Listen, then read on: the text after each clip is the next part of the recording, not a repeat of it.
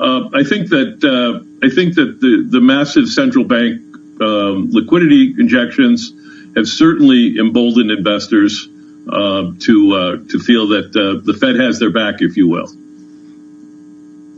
I like that word, that term, emboldened investors. And just to be clear, Kinnico's short opportunities, but also long.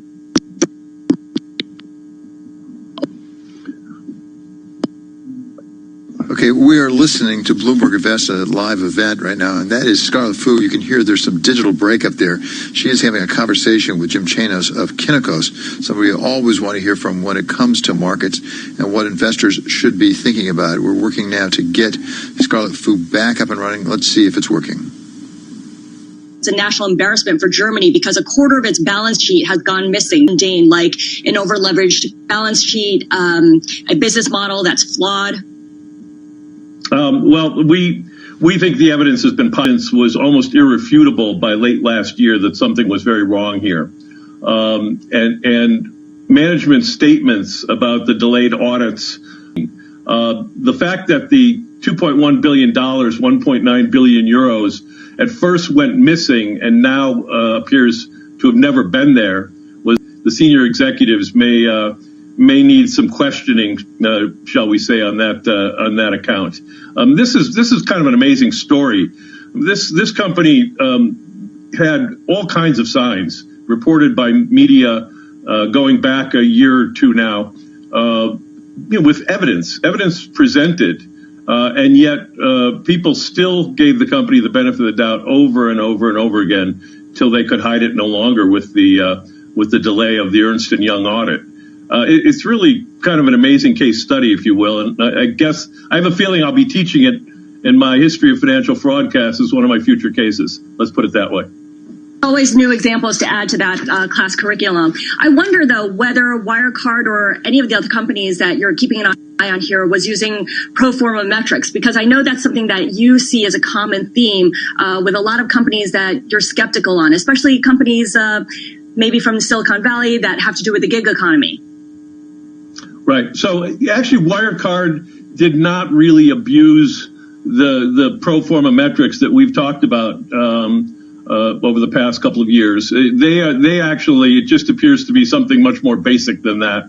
But having said that, I do think that one of the real abuses that's going on right now is the use by companies of their own devised metrics to tell investors, well, we're not really losing money. You see, if you add back all these expenses, we're actually profitable. And, it's one thing to add back depreciation and amortization for some companies, although for most companies that's a real expense as well. It's another thing to add back compensation, which a lot of tech companies do because they pay it in stock. And we could go right down the list. I mean, there's all kinds of things I suspect that'll be added to the add backs in this year in particular because of COVID. But increasingly, companies are devising their own metrics, and I think it's one place where the regulators, could do a better job at forcing companies to really adhere to GAAP and not their own made-up numbers. Right. Well, some companies get stopped before they can actually come to market, like WeWork and the community-adjusted EBITDA. Jim, I want to talk about one of your most famous calls, which is Tesla. You've been publicly short since fall of 2015, and the problems and problematic behavior of Elon Musk are well documented, but if you look at the stock, it's quadrupled since the past year and is now above $1,000, and it keeps trading like a growthy tech startup rather than a car manufacturer. First of all, are you still max short Tesla, and is there anything that would make you consider throwing the towel on this short? We are still short Tesla. I think that you put your finger on it. I mean, the market is saying this is a tech company. I put out a spreadsheet every quarter comparing Tesla to all the other auto OEMs, and what's shocking is just how much it looks like another auto OEM. Almost the exact same margins, returns on capital. It's a tough business. Tesla's revenues have been roughly this quarter will be roughly flat for the last 6 quarters. So even the growth story, I know people are counting on all kinds of growth going forward. But the fact of the matter is that the company's rate of growth has slowed. dramatically. And in North America, we think they peaked out in terms of auto shipments last year and are doing so in Europe this year. China's still the growth area for them. But look, I mean, this is a company trading now at almost a $200 billion total enterprise value. So it's trading at 8 times revenues. Most of the other automakers trade between 1/4 and 1/2 of revenues. So this is really totally a perception by the market that there's some cutting edge technology here. The problem is that what everyone's excited about, whether it's batteries or autonomy, Tesla's not a market leader. Panasonic makes its batteries.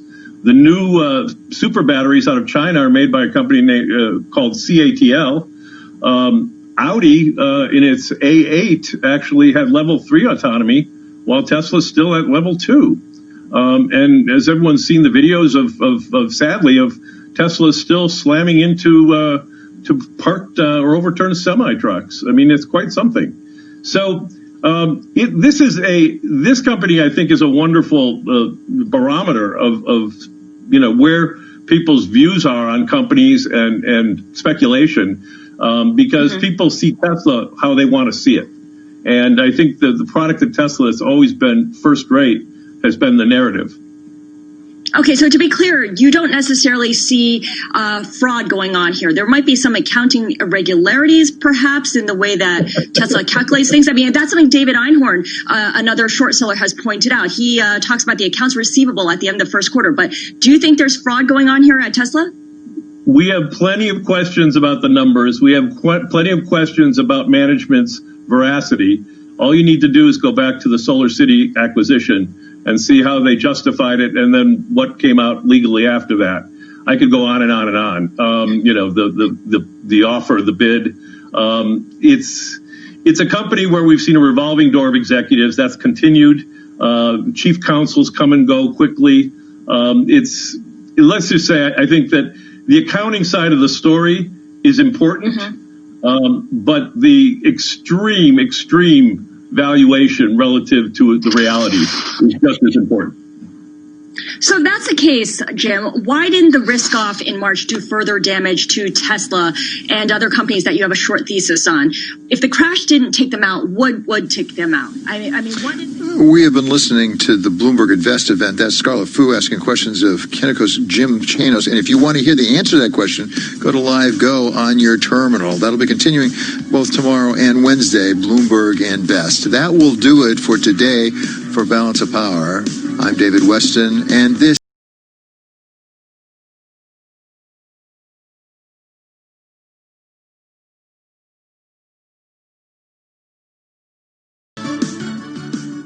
at the start of every day. At Harford's, we're here to get you where you want to be. We fit car tyres for over 500,000 customers every year. We could fit yours at one of over 350 garages, or even on your driveway with our mobile experts, which means you can safely hit the road again and surprise that special someone. Happy birthday! From tyre fittings to MOTs, there really is no job too big or too small. Halfords, for life's journeys. The Mini Electric was raring to go until ready, set, stop. We hit the power down switch. We waited. But now it's time to start up again. We're ready with the Mini Electric and whole Mini range online. Showroom safety measures are set, and we're feeling good to go. Find your perfect Mini at mini.co.uk. If you want to find out what the best laptop is for all those video conferences with your colleagues while sitting at your makeshift desk, you could ask an algorithm, or someone called Al, or Kai, or Rachel, or one of our other tech experts on Shop Live, Curry's PC World's online video call experience. Hi, you're talking to Mackenzie on Shop Live. Isn't it nice to get advice from another human being? They're just a click away. Curry's PC World. Talk to our tech experts online with Shop Live.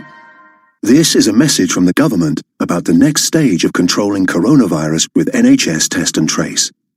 To protect your friends and family, testing and tracing must become a new way of life. If you have symptoms, you need to get a test immediately. Don't leave home for any other reason. If you test positive, we will contact you to trace people who you might have infected. From now on, if you're told you've been exposed to an infected person, you must self-isolate for 14 days. Play your part and do the right thing so we can safely return to a more normal life. Go to nhs.uk or call 119. Stay alert. Control the virus. Save lives. You love TuneIn for live breaking news from CNN, MSNBC, Fox, CNBC, and more. But when you can't catch your favorite show as it airs, it might just be a click away as a podcast. Search your favorite news station to explore all the on-demand news shows on TuneIn. In case you didn't know, TuneIn lets you listen to the same radio stations you pick up on your home or car radio, except you can hear them from anywhere. If you want to find a station from somewhere else in the world, navigate to the By Location section under Browse. Keep exploring with TuneIn. 24 hours a day at Bloomberg.com, on the Bloomberg Business app, and on Quick Take by Bloomberg. This is Bloomberg Radio. This is Bloomberg Business Week. Insight from the reporters and editors who bring you America's most trusted business magazine. Plus global business, finance, and tech news as it happens. Bloomberg Business Week with Carol Massar and Jason Kelly on Bloomberg Radio. Yes, indeed, everyone. Live from New York and New Jersey, streaming on YouTube. It is another new week, Monday, June 22nd, 2020. And Jason Kelly, it feels like we've got a tale of two worlds again. Investors and the country moving increasingly back toward reopening. And yet there are parts of the United States where we know the virus cases are climbing. And while the trade is up, once again, it's being led by tech. Not everybody's on board. But it's kind of how we're kicking off the week here. We are kicking off the week. And I should say, Carol, I'm home, not at my home. I'm at our home together. You're in back the Bloomberg Interactive Broker Studio. That's a different thing. How's that feel?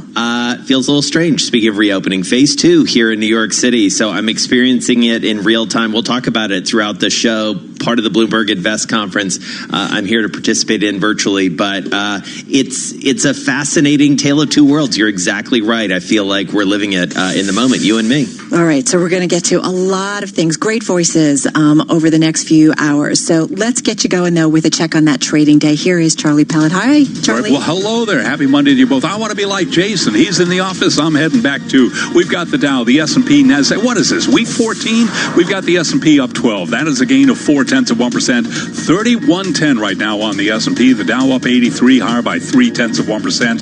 NASDAQ up 75. That is a gain there of 0.8%. Your 10-year down 132nd with a yield of 0.69%. Gold up 0.7%. 17.56 the ounce. Crude, a rally underway there, up 1%, higher by 41 cents a barrel right now, holding above $40, 40.17. Tech stocks pulling broad. A U.S. equity index is higher as investors continue to bet on companies with strong balance sheets and better prospects in an economy where work from home remains part of the norm. Zoom Video Communications, Netflix, both trading at records. Again, recapping here, S&P up 12. That is a gain of 0.4%. I'm Charlie Pellet. That is a Bloomberg Business Flash. All right, Charlie Pellet, thank you so much. You are listening to Bloomberg Business Week. Jason Kelly in New York City, Carol Massar in New Jersey. And just saying New York City, it feels right? weird. Feels weird. I know. I mean, you and I are looking at each other. You're looking at me. I'm actually not sitting in my regular seat. I'm sitting next to where you normally sit in seat 1, I guess it is. Okay. 4? I don't know. Yeah, and I'm looking behind you. It's really quiet, which is so unusual for the Bloomberg offices. Yeah. They're usually frenetic. Yes. So much activity. It is far, far from frenetic.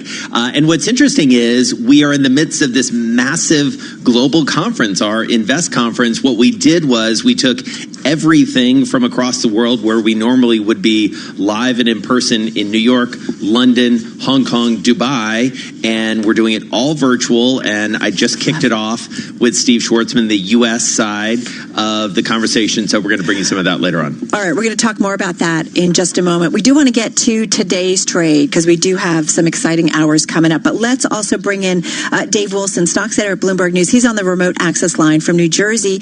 And Dave, we kicked it off saying that it's really tech that's once again leading the markets. It's the same old story, it feels like. Yeah, it really does. I mean, early on, the market kind of was looking for some direction, and as has happened so many times over the years, it's the technology companies that are providing one. Netflix early on got my attention. The shares set a record. I mean, not that they're the biggest. In fact, they don't even fit into the S&P 500 Information Technology Index. They're more like the communication services part of the market. Nonetheless, it kind of gets lumped in with the likes of Microsoft and Apple and all the rest. So certainly, it kind of fits the theme, if nothing else. And in terms of what's down, I mean, it's the usual suspects in a sense. I mean, the travel stocks, American Airlines raising $3.5 billion by selling shares and bonds and looking for a loan. And you've got that stock down about 7%. I have to say, cruise lines taking hits too. Ran into a friend of ours who used to be at one of the major airlines, and he's still in the airline industry, has been for a long time. And he said, not everybody's going to make it, and you're going to see some that are going to do, do better than others. And so we'll see fallout, which is, I think, one of the themes, Jason, that we've certainly talked about, that in this industry, as you watch, I mean, it's going to be tougher for some, and some will not make it. Right. Well, and Dave, we also are, I mean, this goes to the point of what you were just talking about. I mean, we are starting to see people spend money to some extent. It's just a matter of where are they going to spend money? How are they going to do it? And at what pace did they really come back? That feels like a big theme that we're going to hear about, and it's going to play through the stock market too. Oh, absolutely. I mean, it really becomes a question of what are people willing to do as things open back up? Are they willing to go out and eat at a restaurant? My wife and I did that over the weekend for the first time because they've loosened the restrictions in New Jersey. You could do that now, but that doesn't mean a whole lot of people are going to want to follow our lead. And then you think of flying as sort of an obvious example of what are they willing to do, or going on a cruise. You figure that's going to be much further out for a whole lot of people than, say, going out to eat. I mean, I'm looking at, Chipotle Mexican Grill being up more than 5% in today's trading. So, okay, maybe you go get a burrito, but that doesn't mean you're going to fly across the country and maybe, visit your family or whatever. And I have to say, I saw a lot of restaurants over the weekend with a lot of tables outside. And luckily, the weather was supportive of that. And you did see the tables filled. And there were lines of people, wanting to eat out. Even if they couldn't be inside a facility or a restaurant, they were willing. They just wanted to get out. Yeah, absolutely. Dave, give us a little tease for your chart of the day. Okay. I mean, you talk about everything we've been through in terms of economic decline and potential recovery. And what does that mean for policy? Forget about it. Stocks are rebounding relative to bonds no matter what. Well, there you go. That was quick. That's a good tease, and we will look forward to that in the 3 o'clock hour, 3:30, the bottom of the hour to be exact. And then Dave will also be back with us later for his stock of the day just after the close of trading. So let's talk about this blockbuster lineup because it's so much courtesy of the Bloomberg Live Invest Global virtual event. It's around the world in 3 days, talking to the top names in investing. And you teased at the top that you just recently caught up with Steve Schwartzman, Chairman, CEO, and co-founder of Blackstone Group. Lots to talk about with him, Jason. Totally. And it was wide-ranging, to say the least. We talked a little bit about China. One of the things he said, to your exact point, and building on what Dave said, he said they're looking at investing in things that are really built around people driving to, not flying across the country, and certainly not flying across an ocean. They are investing heavily in healthcare. That was an issue, a place, right, life sciences specifically, that they were investing in even before the pandemic. So interesting to get his perspective. One of the other things he said, because I pushed him on this idea of why is the market doing, what is the market versus the headlines? And he said, look, Wall Street versus Main Street, basically. Wall Street versus Main Street. And he said, one of the things the market is clearly betting on is a vaccine coming very quickly. He said, think about the idea that you have 130 things out there. He said, the chances of us going 0 for 130 are very small. And he said, that's what the market's betting on. Right. And he also said, that's a good point. The market is looking at people who want to spend money. Right. And what's interesting, we're going to have the CEO at Ovid Therapeutics. They are a small biotech company, and they're going to talk to us about the race for a vaccine as well. So we'll be able to kind of expand upon what you heard from Steve. Also, shortly, we're going to hear a live conversation between David Rubenstein of the Carlyle Group. He's going to catch up with Bill Ackman of Pershing Square Capital, activist investor. He's been very active in the last few years, so we'll see what he has to say about the outlook. And John Rogers is going to be back with us. We caught up with him just a few weeks ago. He's the founder and co-CEO CEO of Aerial Investments. He's another voice from our Bloomberg Live Invest Global event. So a really incredible lineup. He's going to be with Chartia Brantley, Yes. our deputy bureau chief here in New York, one of the producers over at Bloomberg Live. All right, let's do the Bloomberg Business Week bite of the day. If we can, one number that tells us a lot. Carol, today's number, $3.5 billion. It's all about the airlines. Yeah, American Air dropping after the carrier said it would raise $3.5 billion in new financing, diverging from its recent reliance on federal aid as the coronavirus pandemic suppresses travel demand. The airline previously relied, as we know, on federal aid for liquidity, but this is exactly what it's all about. The longer this goes on, and we know air travel, that's going to be tough to come back, certainly to the pre-virus levels. It's going to get tougher for some of those players that have seemed like they were, nothing could happen to them. All right, lots more to come. Some blockbuster names back home here in 731 Lexington. Down in Washington in our 99.1 newsroom is Nancy Lyons. Hey, Nancy.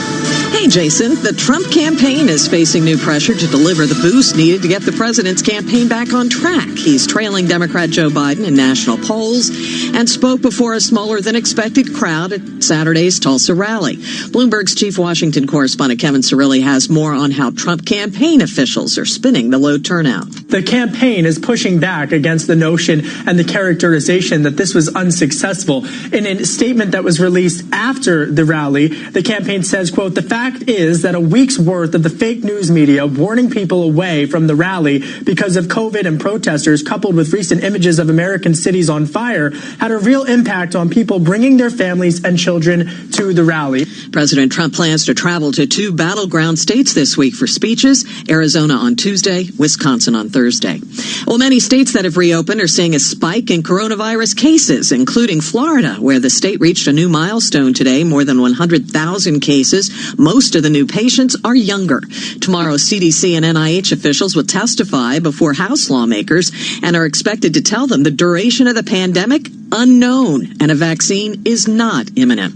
Archaeologists say they've discovered a major prehistoric monument under the earth near Stonehenge, and they believe it could shed new light on the origins of the mystical stone circle in southwestern England. Experts from a group of British universities say the site consists of at least 20 huge shafts, more than 32 feet in diameter and 16 feet deep. Global news 24 hours a day on air and on Quick Take by Bloomberg, powered by more than 2,700 journalists and analysts in more than 120 countries. I'm Nancy Lyons. Working from home, take a little more time for breakfast. Tom Keene. How will this pandemic change your NASDAQ? Jonathan Farrow. When you look at that sector, some of these companies won't exist, will they? And Lisa Abramowitz. They've only continued to increase the delinquencies and defaults. Crunch data topped with fresh world news. Bloomberg Surveillance. Weekday mornings at 7 Eastern on Bloomberg Radio, the Bloomberg Business app, and BloombergRadio.com. And now, watch us on Bloomberg Television. Hi, I'm your host, Smokey Colbert, filling in for Smokey because after 75 years of... Only you can prevent wildfires. Turns out there's much more to say. Nearly 90% of wildfires are caused by us humans being careless, dumping our used barbecue coals willy-nilly. Guess the song was wrong. We did start the fire. That's why I respect Mother Nature and her trees, whether coniferous or new car scented. Brought to you by the U.S. Forest Service, your state forester, and the Ad Council. COVID-19. Can the world reopen for business? Give us a sense of how you're ramping up and taking care of folks on the ground. What's the long-term impact? Why will we not see a V-shaped recovery? When will there be a cure or a vaccine? How can you model that at a time when it's unclear whether we're going to see a resurgence in viruses? The answers will emerge. Can you give us a sense of timing? And you'll find them here. Bloomberg Radio, the Bloomberg Business app, and BloombergRadio.com. Bloomberg, the world is listening. There are everyday actions to help prevent the spread of respiratory diseases. Wash your hands. Avoid close contact with people who are sick. Avoid touching your eyes, nose, and mouth. Stay home when you are sick. Cover your cough or sneeze. Clean and disinfect frequently touched objects with household cleaning spray. For more information, visit cdc.gov/COVID-19. This message brought to you by the National Association of Broadcasters and this station. In-depth analysis, concise Decisions. Clearing. Isn't it great? So much choice. But hey, listening to me on your desktop isn't getting anything done. You need to take this Monday evening by the scruff of the neck. Take this sunshine as an omen and carve your path to success, which begins just down the road in Southampton at Solent University. After 3 years here, you don't just get a degree. You get a ton of support, real-world experience and connections, and interview fuel. That's why we're in the top 25 for student satisfaction in the Complete University Guide. At Solent University, we're ready for the future. Apply now at solent.ac.uk/clearing.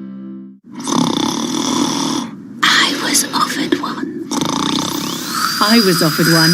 Were you? Yeah, I was offered one too.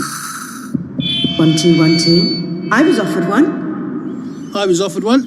Don't take our word for it. 9 out of 10 people said they were offered a great value deal with O2. Get yours today, in-store, online, or by phone. I was offered one too. O2 Retail Exit Survey 309 of 348 agreed with the statement. O2 offered me a great value deal. For full verification, see o2.co.uk/terms. The Mini Electric was raring to go. Until, ready, set, stop. We hit the power down switch. We waited. But now, it's time to start up again. We're ready with the Mini Electric and whole Mini range online. Showroom safety measures are set, and we're feeling good to go. Find your perfect Mini at mini.co.uk. This is a message from the government about the next stage of controlling coronavirus with NHS Test and Trace. To protect your friends and family, testing and tracing must become a new way of life. If you have symptoms, you need to get a test immediately. Don't leave home for any other reason. If you test positive, we will contact you to trace people who you might have infected. From now on, if you're told you've been exposed to an infected person, you must self-isolate for 14 days. Play your part and do the right thing, so we can safely return to a more normal life. Go to nhs.uk or call 119. Stay alert, control the virus, save lives. Get your cook on with Asda. With rollbacks on Hellman's Real Mayonnaise, 705 grams was £2.75, now £2. And a 6-pack of Warburton Sandwich Thins was £1, now 75p. Wham bam, add your lunchtime ham. Find thousands of rollbacks across our stores. Asda. Selected stores and lines subject to availability. Offers end 1st of July. In case you didn't know, TuneIn lets you listen to the same radio stations you pick up on your home or car radio, except you can hear them from anywhere. If you want to find a station from somewhere else in the world, navigate to the By Location section under Browse. Keep exploring with TuneIn. Are you ready for the realest first-hand take of what's happening in the NBA? On their podcast, All the Smoke, former NBA players Matt Barnes and Steven Jackson bring their fiery intensity to the mic, dishing on the latest news and drama from on and off the court without boundaries. Half man, half amazing. My friend, our brother, Vince Carter, man, welcome to the show. Yo, what's up, man? What's up, my brother? Man, Search All the Smoke on TuneIn to listen. Let's be honest, we all spend too much of our day on social media. But at least you can spend your endless scroll time to discover new things on TuneIn. Follow @TuneIn on Facebook, Twitter, and Instagram to always be in the know about the best new stuff streaming in the app. From breaking news stories and live sporting events. He does! Fabry wins it! To standout stations and podcasts. Stay in touch with TuneIn. And breaking news 24 hours a day at Bloomberg.com, the Bloomberg Business app, and on Quick Take by Bloomberg. This is a Bloomberg Business Flash. Bloomberg World Headquarters. I'm Charlie Pellet. This headline from the Bloomberg Professional Service out of Saudi Arabia. Saudi Arabia says it will allow the Hajj pilgrimage with limited capacity.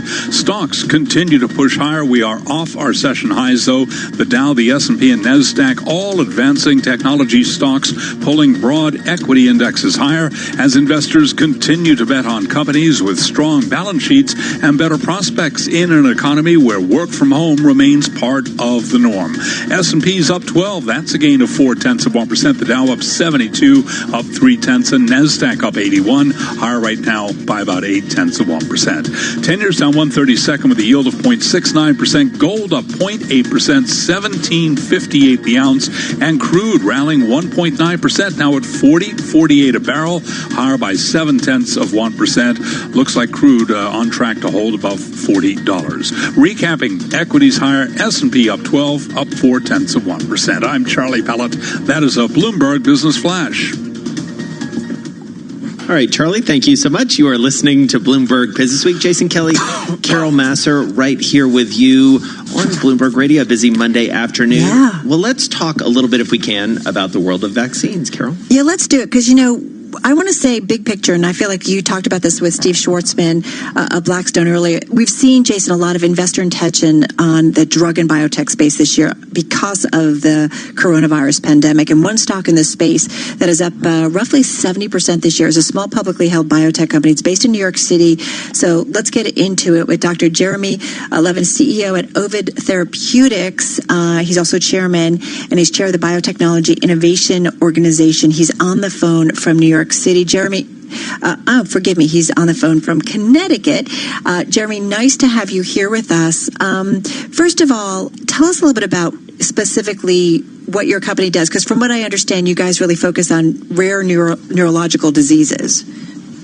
Carol, so good of you to have me on the phone, actually. The company is developing first-in-class medicines to treat rare disorders of the brain in children who have no other medicines. Examples are Angelman's disease, Fragile X. These are lifelong disorders, and there are absolutely no medicines for them. And we're about to deliver the results for the final phase of testing in Angelman, the first and only medicine that's actually in clinical trial at this stage. So that's one thing we do. And the other one is we're working with Takeda. Terrific partnership, and Takeda and ourselves are developing a medicine that we hope will not only stop epileptic seizures, but also heal the brain, a whole new concept behind epilepsy. And so, you know, you're also the chair of the Biotechnology Innovation Organization, Dr. Levin, and I do wonder, beyond what you guys are working on, you have a view of the entire landscape here, and Carol mentioned this idea that obviously all eyes are on the vaccine world. What's realistic? What should we be thinking about when it comes to actually getting a vaccine for COVID-19? Jason, really good question.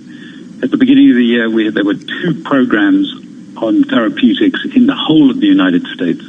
Right now, they're close to 600, of which 150 plus are vaccines. Another nearly 200 are medicines that are going to attack the virus. And then there's a whole series of things where we're trying current treatments to see how actually they might work, current existing medicines. I have to tell you, there's a lot of something is going to come out of this. Now, with regard to the vaccines, there are very promising signs from a company, Moderna, and other very promising signs out of Oxford University. But these are difficult things to develop. And until you see how they raise the immunity of individuals, you really don't know what you've got. But I'm optimistic because there's a lot of them on the table right now, and I'm also optimistic because we're seeing good early preclinical, that means before human data, that suggests they have a good shot of working. So our understanding, too, is that it's going to be a combination of things, Dr. Levin, that need to be done. In other words, you're going to have a vaccine, right? That's the holy grail. But you also need, as you said, there's like 200 medicines to attack the virus for whether it's a mild case, a moderate case, or a severe case, that we're going to need all of this to get our head around it. But I mean, ultimately, we need a vaccine to really kind of get back to normal? And then what is the realistic timeline? Is it end of the year, beginning of next year? Carol, there are no magic bullets right now. Right. Quite right. You have to have a combination. And this is very similar to many other diseases. Realistically, I think we should be cautious and talk about the beginning of next year being reasonably practical. And that's all down to, one, getting good results now, and then two, with the support, which has been terrific, of the FDA and manufacturing. Those are 3 different things: good results, FDA, and good manufacturing. We can hopefully get something next year. But can I just want to follow. I mean, it's not a case of just getting the vaccine. You got to be able to manufacture it, right, on a huge scale. Exactly. You've got to be able to develop millions and millions of doses, and then you have to distribute them. That's why we should feel really good about J&J stepping in and putting the power of their manufacturing on the table. AstraZeneca linking up with Oxford University and putting the power of their manufacturing on the table. No manufacturing, no vaccines. So what do we worry about here, Dr. Levin? I mean, is the worry on the science or is the worry on the execution once we have the right science? It's both, actually. This is drug discovery and drug development and vaccine development is a non-trivial industry. It's really tough. So in the science side, we have a good understanding about COVID-19 because of what we learned in SARS and previously. We have a good understanding. What we don't yet know is how, when you give the vaccine, will you get the right kind of immune response? And it's important to state that there is no adverse events that occur with that vaccine. That's number one. On the manufacturing side, this is scale. Once you've got that vaccine, the FDA has been fantastic. The FDA has really gone overboard to try and make sure that they've streamlined all the processes to get it to the manufacturing plant. But these plants are very sophisticated. They are often need to be revamped, rebuilt, and both sides, both the science and the manufacturing, have to come to bear at the same time. So it's a very important set of steps that have to occur. Yeah, that's what's so tricky, and any, the human testing. It's essentially a completely new vaccine. I know I've heard folks talk about, we're going to build on something that's already there. So I just do wonder, in terms of the extensive testing, certainly when it comes to. This is a Bloomberg Money Minute. Stocks are slowly making their way higher. Technology is in the lead, with Adobe, Amazon, and Square setting all-time highs. The Dow Jones Industrial Average is up 96, the S&P 500 up 14, the Nasdaq up 84. The worst of the pandemic-induced vacancy slump is likely past for the hotel industry. Barclays Capital says the outlook for companies, including Marriott and Hilton, may be better than feared, though COVID-19 remains a challenge in the near term. Travel isn't just opening up on Earth. Virgin Atlantic has inked a deal with NASA to boost human spaceflight to the International Space Station and develop a robust economy in space. Terms of the agreement were not disclosed. Your next car key may be your phone. BMW's 2021 5 Series will allow you to share a digital key via a message. You can even set a restricted driving program for your teenager, for example. The new BMW comes out next month. Larry Kofsky, Bloomberg Radio. My mother was always very active and independent, and she was familiar with her neighborhood. But one day, she stopped at the stop sign for much longer than usual. She wasn't even really sure where she was at. It's important for you to talk to someone about it. I felt so much better after my son told me, Mom, we'll figure it out. When something feels different, it could be Alzheimer's. Now is the time to talk. Visit alz.org/ourstories to learn more.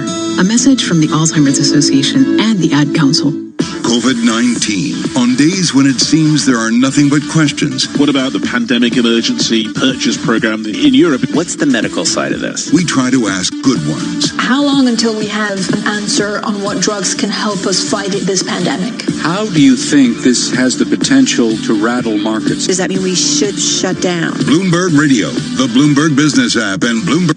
And in addition to that, making sure that you've got your mask on when you're with others. And this is the one that I find baffling, is because Jason and I have had Decisions. Clearing. Isn't it great? So much choice. But hey, listening to me on your desktop isn't getting anything done. You need to take this Monday evening by the scruff of the neck. Take this sunshine as an omen and carve your path to success, which begins just down the road in Southampton at Solent University. After 3 years here, you don't just get a degree. You get a ton of support, real-world experience and connections, and interview fuel. That's why we're in the top 25 for student satisfaction in the Complete University Guide. At Solent University, we're ready for the future. Apply now at solent.ac.uk/clearing. And action. I was offered one. Cut. That's not on the script. I was offered one. Get you. Ladies and gentlemen, I was offered one. Come, boy. I was offered one. Don't take our word for it. 9 out of 10 people said they were offered a great value deal with O2. Get yours today, in-store, online, or by phone. I was offered one too. O2 Retail Exit Survey 309 of 348 agreed with the statement. O2 offered me a great value deal. For full verification, see o2.co.uk/terms. At Honda, we've never looked to other car companies for inspiration. No, it's not a matter of an inflated ego. We just prefer listening to what people really need. For example, the new Honda Jazz Hybrid doesn't have the expected 6 airbags. It has 10, including one that prevents the driver and passenger from colliding with each other. And because we also listen to our conscience, all our safety features come as standard. No charge. Honda, the power of dreams. There's a reason flash storage is called flash storage and not electronic non-volatile computer memory storage. From quick and efficient data retrieval to instant scalability, everything about IBM flash storage is fast. It's also cloud-ready and surprisingly affordable, with a recommended monthly price of £310 for 24 terabytes of all flash. Order by the 30th of June and pay nothing for 90 days. Find out more at ibm.biz/flash offer. Disney's Artemis Fowl starts streaming exclusively now. Artemis, there is an artifact from another world that threatens mankind. Your mission is to steal it. Based on the epic best-selling book series. We need a thief, and we need a fairy. Disney Plus invites you to experience a new world. Who do you think you are? I'm the next criminal mastermind. Disney's Artemis Fowl, now streaming only on Disney Plus. 18 plus subscription required. T's and C's apply. We're all in uncharted territory looking for ways to support our communities. At Dell Technologies, we're making sure small businesses have the right tech solutions. Dell Technologies advisors are here for you, helping small businesses stay connected and productive while working remotely with Windows 10 Pro and Microsoft Teams. We're standing by you every step of the way. Call us today on 0800 169 1745. That's 0800 169 1745. In case you didn't know, TuneIn lets you listen to the same radio stations you pick up on your home or car radio, except you can hear them from anywhere. If you want to find a station from somewhere else in the world, navigate to the By Location section under Browse. Keep exploring with TuneIn. You love TuneIn for live breaking news from CNN, MSNBC, Fox, CNBC, and more. But when you can't catch your favorite show as it airs, it might just be a click away as a podcast. Search your favorite news station to explore all the on-demand news shows on TuneIn. New cases in Latin America. That's according to the World Health Organization. U.S., Florida's new infections rose to another high. So we're seeing those cases go up. All right, we're going to talk more about the virus and so much more. First, though, let's get back to your top business stories and another check on the trading day. Here is Charlie Pellet. Thank you very much, Carol Master. We've got the Dow, the S&P, and NASDAQ continuing to advance. Let's begin in the year-to-date column for the NASDAQ Composite Index. With today's advance, NASDAQ is now up by 11.9%. Again, that's a year-to-date number. Right now, higher by 95 points, up 1%, now at 10,040 on the NASDAQ Composite Index. Technology stocks are pulling broad. U.S. equity index is higher as investors continue to bet on companies with strong balance sheets and better prospects in an economy where work from home remains part of the norm.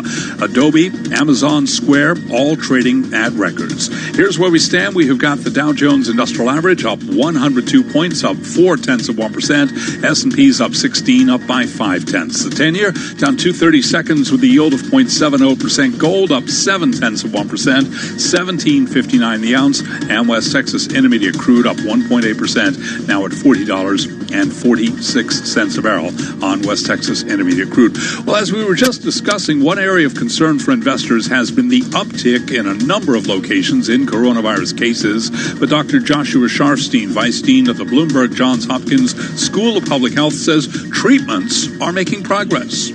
We're maybe starting to see some of the impact of effective treatments because we're seeing a lower death rate, which is good. There's still way too many people dying, and the treatments aren't good enough to prevent death in all cases by a long shot, but I do think we're seeing some progress, and I think we'll keep seeing more progress in treatment. Johns Hopkins Bloomberg School of Public Health is supported by Michael R. Bloomberg, founder of Bloomberg LP and Bloomberg Philanthropies. I'm Charlie Pellet, Bloomberg Radio. Bloomberg Live Invest Global virtual event. David Rubenstein of the Carlyle Group catching up with Bill Ackman, CEO of Pershing Square Capital. Let's check it out, everyone. What what's interesting or fortunate and unfortunate about the crisis is it affects different companies differently. And the more dominant large cap, companies, the stronger the balance sheet, the stronger the market position. Those businesses are huge beneficiaries of the crisis. And what the market does not reflect are small businesses, private companies, more levered businesses that don't have access to capital, don't have the same dominance as the public market. So a business like Amazon, which is a very big component of the market, is up 45%. That does a lot, obviously, for the averages. It's probably something approaching almost 10% of the S&P index today. My guess is 6-7 percentage points of the index. Businesses like Google, Facebook, I think long-term beneficiaries. And ultimately, the value of a business is the present value of the cash it generates over its life. And even if the cash flows are disrupted in the short term, if they're greater in the long term, the values will be higher. So I think the stock market is a snapshot of a portion of the economy. If you had an index of smaller businesses, the market would be down 50, 60, 70, 80%. So the market also seems to gyrate more than normally. We have market going up 1,000 points, down 1,000 points. Is that because of the market also seems to gyrate more than normally? We have market going up 1,000 points, down 1,000 points. Is that because of computerized trading, or why is the market gyrating so much? The market is a discounting mechanism, and people's estimates of the future have been very volatile. How long is the crisis going to go on for? When will we get back to our normal life? These things affect the input of the model that analysts are using to value securities. I think the other issue is the market in the short term is very much a sentiment index. It's a way for people to express their emotions, and there's been a lot of emotions in the short term. And when that happens, there's a corresponding degree of volatility. But I don't think the market is dramatically wrong. When you look at the market on a company by company basis, when we look at the companies we own, different businesses have been affected differently. Many businesses will be long-term beneficiaries. Not long ago, you made a very spectacular investment. As I remember it was $27 million you put on a hedge, in effect, and it became worth more or less $2.6 billion, something like that, about 100 times your money. So I don't know if you've done a lot of those 100 times your money deals, but was that something that you expected that would go up that much? And you were later criticized by some for having gone on CNBC and kind of talked down the market at the time when you had a short position. Can you explain why you made the investment and why the criticism might not have been fair? Sure. So what we did is we bet that credit spreads would widen, which I thought was a very, very low risk bet in the sense that credit spreads were at the all-time tightest levels ever, going into what I thought would be a fairly serious economic crisis. If we were wrong about the economic impact of the crisis, we would have paid, again, a relatively modest amount of premium to be wrong. So it was a very asymmetric bet, and unfortunately, things played out the way we expected in terms of the economic impact of the crisis. If you actually watch my CNBC segment, all 28 minutes of it, which I think a lot of people didn't do, as opposed to the snippets that CNBC advertised after my presentation, I actually gave where I said, well, look, we're at a fork in the road. If we go down one fork, it's doom and damnation, and that fork was a one in which we did not, in effect, shut down the country briefly and carefully reopen the country. It went down, just let the virus go roughshod. I felt it would have very dramatic economic and health implications. That was the part I was most concerned about. But as I said in my 28-minute presentation, that I was actually quite bullish because I was very confident that the government would, in effect, shut down the country, and that would stunt the growth of the virus, allow us to reopen the economy. And what I said on CNBC, that's why I'm buying stocks. And we went bullish. We were very, very bearish going into March 12th. And on the 12th, we started buying stocks very aggressively, and we started unwinding our hedge as quickly as possible. I went on CNBC on the 18th. By the 18th, I had $3.3 billion more exposure than I did on the 12th. And I was really, in a way, I was talking my book, and my book was bullish. I was betting that the country would be shut down. And fortunately, I think for the country, California initiated a shutdown within 24 hours, and then New York State, and then the rest of the states have largely followed. And that's why you're going to have the opportunity for an economic recovery, and the virus will kill, only 150,000 people instead of, what could have been millions. But the unfortunate part is the CNBC ran 30-second segments where I talked about the fork in the road of doom and damnation, and they didn't run the segments where you're saying, actually, I'm bullish. So if you go back and watch, you'll come away with a very different impression than some people perceive based on short snippets. Well, do you have any more 100 times your money bets that you might be able to give to us, where somebody might be able to make 100 times their money in the not too distant future? Any good bets you might recommend? Sure. So it's a bit of an overstatement to say, we ended up, spending $27 million on the insurance policy on which we collected $2.6 billion. But we had to, the way that bet is entered into is you commit to pay $500 million per year for 5 years. And the longer you keep it on, the more you can lose. So it's a little bit different than someone who can scrape together, $10,000 and make 100 times. So it's a bit of an overstatement to say we made 100 times, but it was a very good hedge, and we were able to invest the money in the market and protect our investors' capital. So we felt good about it. Okay, so let's say, Bill, I told you today with absolute certainty, no doubt about it, that the next president of the United States would be Donald Trump. He's going to be reelected. You know for certain. Would you short the market? Would you go long the market? What would you do? It really wouldn't change anything that we're doing. Our strategy is to buy super high quality, dominant companies that can withstand a pandemic or a dramatic movement in interest rates that are not particularly exposed to the economy. So who the president is not something that we would make a bet one way or another on the portfolio. The same thing would be true of Biden. If I told you with certainty he's going to be the next president, you wouldn't change your views, right? No. Okay. So you are what's called an activist investor, not a macro investor. An activist investor typically invests in companies or makes specific bets on companies, the direction up or down and so forth. How did you get into being an activist investor as opposed to, let's say, a value investor, a macro investor? Was it something you decided to do while you were in college or early in your professional career? What led you into that route? I think it's part of my personality. I started as an investor. I raised the first pool of capital when I was 26. And I made an early investment in a company called Rockefeller Center Properties.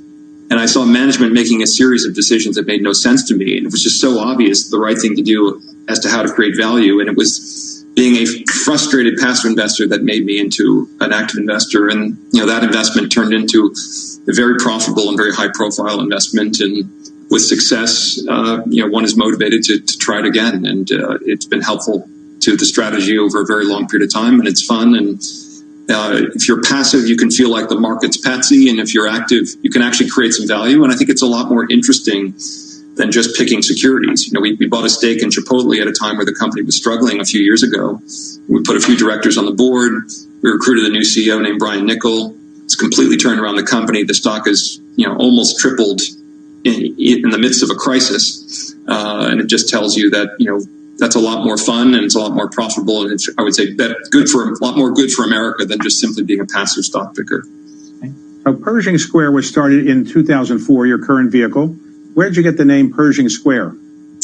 Sure. So right in front of Grand Central Station used to be a square that was an open grass, sort of public gathering space. Over time, Grand Central Station was built. There's a little bridge over it, but it's that location is still called Pershing Square. And our offices were at the corner of, right in front there, 110 East 42nd Street. So I liked the name, and it was available. So that's what led to our choosing it. You started in 2004, Pershing Square, with I think $54 million. So if somebody had invested in 2004, part of that $54 million, and they kept it with you, what kind of compounded rate of return would they have today? You would have about 11 times your money and about a 16% IRR. Okay. And are there people that have done that kept their money there the whole time? Yes. The very loyal ones. It's not been a straight line up, to be clear. Okay. So let's talk about, for a moment, some of the campaigns you've done as activists. Some of them have worked out. Some have not. Chipotle seems to have worked out. But you did a couple that were difficult ones, so Herbalife or Valiant. They didn't work out. What would you say is the mistake you made in hindsight and that you would try to avoid in the future? Sure. So there's sort of 8 principles that have driven our investment success. And when we have veered from those 8 principles, we've lost money. And after the We went through a very difficult period, circa 2015, 2016. The two investments you mentioned were big drivers of that. It was, if you will, experiences making mistakes and learning from them. And it was a moment of reflection for the firm. And I went back to the core principles that have driven our success for the first 12 years. And I had a member of the investment team literally engrave them in a stone tablet, not dissimilar from Moses' 10 Commandments. And I had that stone tablet put in what you might call a deal toy. It sits on everyone's desk in the office.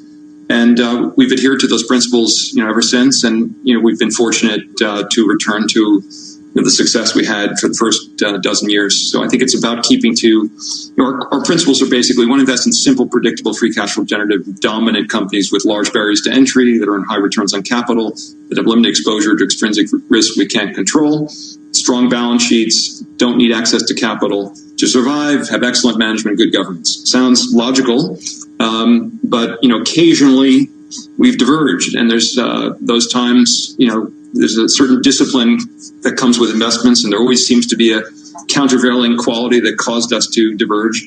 But in really each case where we've compromised on business quality or complexity, we've been harmed from an investment standpoint. To be an activist investor, my impression is you have to be a fairly tough person. You can't be a shy, retiring person because people are going to criticize you. So did you develop a thick skin relatively early? And do you feel okay being confrontational at times, or is that a problem because you're just not your personality? Sure. I'm generally not a confrontational person. I had my one little episode with Carl Icahn on CNBC that had got a fair amount of attention. I didn't actually choose to debate Carl Icahn on television. To the credit of the network, they brought him on in the middle of an interview like this one, where we both had an opposing point of view. On an investment, I do think it's a strategy that requires a thick skin, but I think anyone who takes high-profile positions, not just on investments, but on any issue, particularly at this moment in history, is going to get slammed by one side of the debate. It's the inherent nature of a divisive country, and fairly strong opinions on both sides. But I've always had the view that if you take a public strong position that you have a lot of conviction in, you're guaranteed, and no one pays attention, that maybe there isn't that much substance to what you have to say. So I guess I take it as favorable and can also often be instructive to hear the opposing point of view, as long as it's not an ad hominem criticism. I have no objection to someone taking the opposing point of view at all. Let's talk about the economy for a moment. Right now, it seems as if we've borrowed an enormous amount of money to pay for the recession, in effect. The Fed has put up maybe $4 to $6 trillion off its balance sheet. Congress has maybe put up so far $3+ trillion, maybe close to $4 trillion. So are you worried about the debt having an impact on the economy in terms of the value of the dollar, inflation, or just the size of the debt and our ability to pay it off? Sure. So, if you think about the country as a business, the country has a lot of intrinsic value, a lot of asset value. I would say one of the most valuable assets of the country is the country owns 35% of your income and my income. In a way, you can think about that. That's the current level of taxation, federal taxation. So that's, in effect, the country owns a 35% stake in your intrinsic value and my intrinsic value as a contributor to the economy. And the country retains the right to change that percentage ownership at its will by in fact changing, obviously tax policy. So there is, then of course we have enormous assets, whether they're real estate assets or infrastructure assets, that are. So I think the asset side of the U.S. balance sheet is very, very large. Obviously, you never want to let the liability side of the balance sheet grow too much. And there are a lot of not just debt liabilities we have outstanding, but we have, Social Security, the enormous healthcare costs, Medicare, Medicaid, et cetera, that we bear as a country. So it's something that is concerning. We are fortunate finding ourselves in a very low interest rate environment, but it's something to think about and be concerned about. But it's sort of difficult to do the same kind of calculation of the leverage nature of the United States unless you do a proper valuation of the asset side of the balance sheet. So we're in a technical recession. We're technically in a recession, I should say, and it's fairly deep. But right now, when do you think we're likely to come out of this recession? In the third quarter, fourth quarter, next year? Do you have any views? Yeah, I think we're going to, begin a recovery, certainly by year end. I don't think we'll be back to anything close to a normal economy until probably the second half of 2021. I think if we have an early vaccine, Pfizer's been talking about a potential distributable vaccine by the fall. That will obviously make an enormous difference. I think if we can reduce the treatment of the virus to, one, a test you can take at home and get an accurate result in 15 minutes, and it's telemedicine to your doctor to get, for your doctor to say, okay, you need a prescription for remdesivir in a inhaler format, and you can stay home for 2 weeks and be fine. Those things will make a fairly significant, positive impact. But I think we've had kind of a sloppy closure of the country for the virus, and we're having a bit of a sloppy opening. So I think you're not going to have business confidence return and consumer confidence return until the kind of people feel safe, truly safe. If I had to guess, that's really more like the second half of next year, and into the beginnings in Q4 and Q1 and Q2 of next year. You've said sloppy opening. What you mean is there's a lot of cases in Texas and Florida of people getting virus now, and it doesn't seem like it's disappeared. So are you worried that this could, without a vaccine, keep going on through all of 21? I think what will happen is, the healthcare system is getting better and better at treating the virus. So, they're learning when to put people on a ventilator, more importantly, when not to. They're learning which drugs can have a positive effect, and learning more about what doses and earlier, when to give the medication. Testing is improving. And I think all of these things are positives and will improve confidence and reduce, kind of risk. Things will be a lot better, I think, in a few months, although you're going to have some states with a lot more cases because people have not been careful, and those states are going to have to moderate economic activity and maybe, go to a mode of protecting more aggressively, people at risk and being more cautious, again, all things which will temper the economic recovery. But I do see a, kind of gradual improvement in all fronts as the global healthcare system, every medical researcher in the world basically working on solving one problem and a lot of resources going into it. So I think by the fall we'll feel a lot better if we can take death off the table, if we can take severe illness off the table. I think that's certainly possible in this calendar year. People are going to feel a lot better about living and going out and living a more normal life.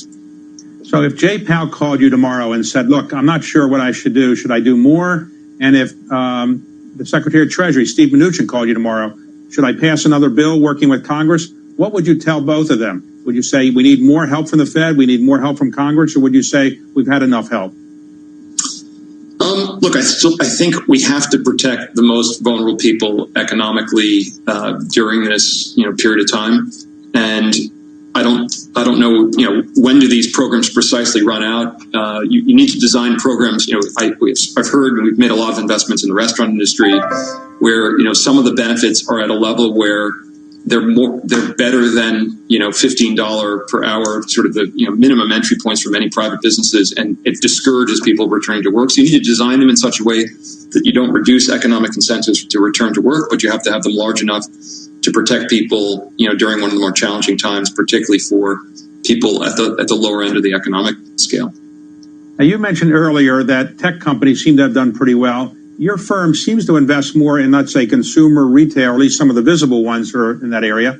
Are you a tech investor in the sense of investing in tech companies, or is that something you plan to do in the future, or you wish you had done more of? Sure. So look, there are always investments I would rather not have missed. I feel like I could have figured out Amazon, but that's a backward-looking sort of approach. But I don't think Amazon so much as a technology company. In the same way, Starbucks is in a way a technology company. One of its competitive advantages versus the corner coffee shop is its digital ordering and delivery and contactless way of interacting with customers. I think every business is a technology company. What we are not is we're not investors in pure technology companies. We wouldn't invest in a self-driving company with no revenues, but we might invest in many of the businesses we own are heavy users of technology, whether they're consumer facing or whether they're industrial companies or manufacturing businesses. We're looking for businesses with very attractive economic characteristics. There are many so-called companies that are in the NASDAQ. People think of them as tech companies, but they have the kind of economic characteristics we like. We just don't like businesses where a couple of young people in a garage, somewhere in Silicon Valley can come up with a disrupting technology that disintermediates the business. Suppose a young person at your alma mater, Harvard, or any other college said, look, I'm watching Bill Ackman. He's a smart guy. He's making some money. I'd like to do that. I want to be hired by Bill Ackman. What do you look for when you're trying to hire young people? You want somebody that's exactly like you? What are the skills that you're looking for? So we're really a private equity firm that invests only in the public markets. And so when we've recruited for the investment team, if that's what you're referring to, we're looking for people, the typical candidate spent a couple of years in investment banking, in a great training program at a big firm, a Goldman Sachs, etc. Blackstone, or the old version of Blackstone, their Blackstone advisory business. We recruited some people from there. And then, several years in private equity, because private equity investors focus on simple, predictable, free cash flow generative businesses and focus on businesses that can support a large amount of debt and really determine valuation, think about industry dynamics. So we're looking for someone with, that kind of a background, usually 4 or 5 years out of school. And then they join the team, and we've had a lot of continuity and duration for people who have come to the firm. But we hire very, very few people. We only have a 7-person investment team. The plan is to keep it quite small. All right, and you have been listening to Bill Ackman, of course, a Pershing Square activist investor, in conversation with David Rubenstein, co-founder, co-chairman of the Carlyle Group, the host of Leadership Live, and also the David Rubenstein Show, peer-to-peer conversations. And always learn something, maybe that you don't think you're going to, when David Rubenstein takes the mic and starts asking questions. I enjoyed that. Yeah, and listen, he's someone who certainly is always interested about kind of where a person is coming from when they start, whatever business it is that got them to where they are today, or where they got the name of the firm. Like, he's interested in that, and as are we and our audience. What I thought was interesting, though, with Bill Ackman, it really mirrors, Jason, the conversations you and I have been having with everyone, including earlier with Dr. Levin of Ovid Therapeutics. I mean, in terms of, first of all, the economic outlook, he says he expects a normal economy by the second half of 2021. But again, he says the vaccine will make enormous difference. We need to remember, as much as this has become a market or economic crisis, it's a healthcare crisis at its core. And until you get that under control, it's hard to get the other pieces in place. Yeah, absolutely. And, investors are obviously looking around the corner. They are naturally forward thinking, and, Bill Ackman certainly is one of those, and he's making very specific bets, but bets that are ultimately related to megatrends in many ways. And so, to hear him talk about Chipotle and others that you're very familiar with, it's an interesting conversation. You can check out all of these conversations on BloombergLive.com. Coming up, we're going to bring you some of my conversation with Steve Schwartzman, and also hear from John Rogers. If you are on the Bloomberg terminal, check them all out at Bloomberg, or at Live. Go. Yeah, and it's going on for 3 days, folks, and it's global, so it's around the world. The Middle East, Europe, Asia, we're all covering what investors are saying. And we're going to begin certainly continuing to cover all of that. For those of you listening in New York, D.C., and San Francisco, watching on YouTube, Bloomberg Business Week, we're going to stick around. We continue. If you're listening on Bloomberg 106.1 in Boston, Bay State Business is coming up next. This is Bloomberg Business Week on Bloomberg Radio. Decisions. Clearing. Isn't it great? So much choice. But hey, listening to me on your desktop isn't getting anything done. You need to take this Monday evening by the scruff of the neck. Take this sunshine as an omen and carve your path to success, which begins just down the road in Southampton at Solent University. After 3 years here, you don't just get a degree. You get a ton of support, real-world experience and connections, and interview fuel. That's why we're in the top 25 for student satisfaction in the Complete University Guide. At Solent University, we're ready for the future. Apply now at solent.ac.uk/clearing. Listen, that's a dream. Everyone has them, jingling away in the back of our minds. And most of the time, that's where dreams stay. So easy to ignore. Anything can drown them out, and everything does. But at Honda, we listen to our dreams. We get right up close. And on really good days, they become reality. From 2022, Honda's mainstream cars will only be hybrid or electric. Honda, the power of dreams. This is a message from the government about the next stage of controlling coronavirus with NHS Test and Trace. To protect your friends and family, testing and tracing must become a new way of life. If you have symptoms, you need to get a test immediately. Don't leave home for any other reason.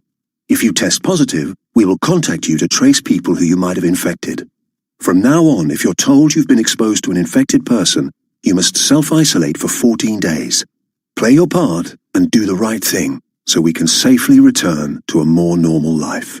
Go to nhs.uk or call 119. Stay alert. Control the virus. Save lives. There's lots to discover when you join Tesco Mobile, like our big deals on big data SIMs, including our 8 gig SIM for just £10 a month. You'll also find great service with 99% UK network coverage. Visit us in store or search Tesco Mobile. Tesco Mobile. Every little helps. Ends 26th of the 7th, 12-month contract and unlock 4G enabled phone required. Phase policy applies 99% 4G population coverage indoors and outdoors across UK. Charges and terms at tescomobile.com/terms. To help keep you and your loved ones safe, TuneIn has the latest guidelines from the CDC. Cover coughs and sneezes with a tissue, then throw the tissue away. Avoid touching your eyes, nose, and mouth with unwashed hands. Disinfect surfaces, bottles, handles, knobs, and other places touched often. For the latest stories and updates on COVID-19, search Coronavirus News on TuneIn. At Bloomberg.com, on the Bloomberg Business app, and on Quick Take by Bloomberg. This is Bloomberg Radio. From Bloomberg World Headquarters, I'm Charlie Pellet. We move into the final hour of trading with the Dow, the S&P, and NASDAQ all surging. S&P up 22, up 0.7%. The Dow also up 0.7%, up 181 points. NASDAQ up 105. That is a gain of 1.1%. Technology rally underway. The 10-year down 230 seconds with a yield right now of 0.70%. Stocks are pushing higher. Tech shares pulling broad U.S. equity indexes higher as investors continue to bet on companies with strong balance sheets and better prospects in an economy where work from home remains very much part of the norm. As for the economic backdrop in markets, Mike Wilson is chief equity strategist at Morgan Stanley. We have a recovery from a recession going on as well.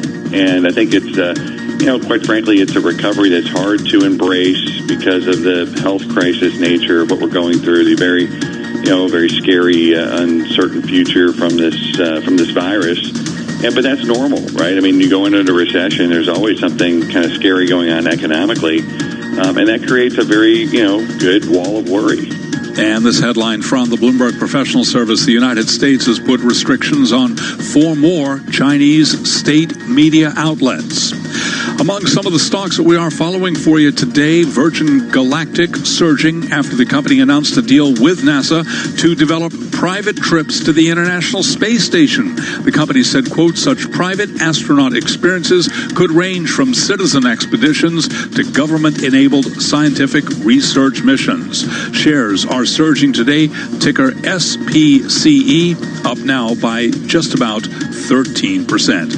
Airline stocks as a group, they're trading lower today. We've got shares of American Airlines down 6%. Tough day for a lot of the travel and tourism names. UAL is down 0.2%. Delta lower by 0.2%. And Southwest down by 0.4%. Again, recapping here, equities higher with the S&P up 21. That is a gain of 0.7%. I'm Charlie Pellet. That's a Bloomberg Business Flash. You're listening to Bloomberg Business Week with Carol Masser and Jason Kelly on Bloomberg Radio. All right, you are listening to Bloomberg Business Week. And Carol Masser, yes. What a weekend in the political world. I mean, it started Friday night, basically within an hour of us getting off of air, maybe a little bit later, actually. It was like 9 o'clock. I just happened to be like reading or doing whatever, catching up on stuff. And all these news alerts start coming out about the U.S. attorney in the Southern District of New York getting fired. Then we go into the weekend. He resigned. No, I didn't resign. Now he got fired. No, I didn't. I don't want to leave. I don't want another job at Justice. It's really sort of amazing. And then obviously a weekend chock filled of the president in Tulsa. Yeah. The big interview that John Bolton gave to ABC about his new book. Let's make sense of all of it with Josh Wingrove. He is White House correspondent for Bloomberg, joining us on the phone. All right, Josh, we look to you to help us separate the signal from the noise here. What do we need to be thinking about as this work week begins when it comes to the political world? Well, I mean, the president is looking for ways to turn it around. I think that's what we're sort of informing everything. And so he wants loyalists as part of that. And I think that's what we saw with the sort of Friday night moves and the really remarkable to and fro. You know, the guy initially refusing to go and then saying he would go, and Barr changing who he wanted to appoint in the interim. And now there's some reporting from Bloomberg that the SEC chairman may not even want this thing, given, you know, all the mess of the last 72 hours. So, you know, that one is bubbling, on its own. The president is also wanting to get out and about more and contrast himself with Joe Biden. So we're seeing a lot of interviews today he's doing with regional media. But he also, in these situations, doubles down on stuff that he's done before. For instance, we are seeing some headlines move on the terminal right now about restrictions on visa issuance, sort of America First extension. That'll be bad news for people who are trying to immigrate to the U.S., or I should say at least work in the U.S. because these look like non-immigrant visas. Anyway, like I say, back to the playbook, 2016 all over again. Right. You know, doubling down on all that media. So that's where we're at. The band is back together. The band is back together. This is no doubt about it, an individual who likes campaigning. We know that.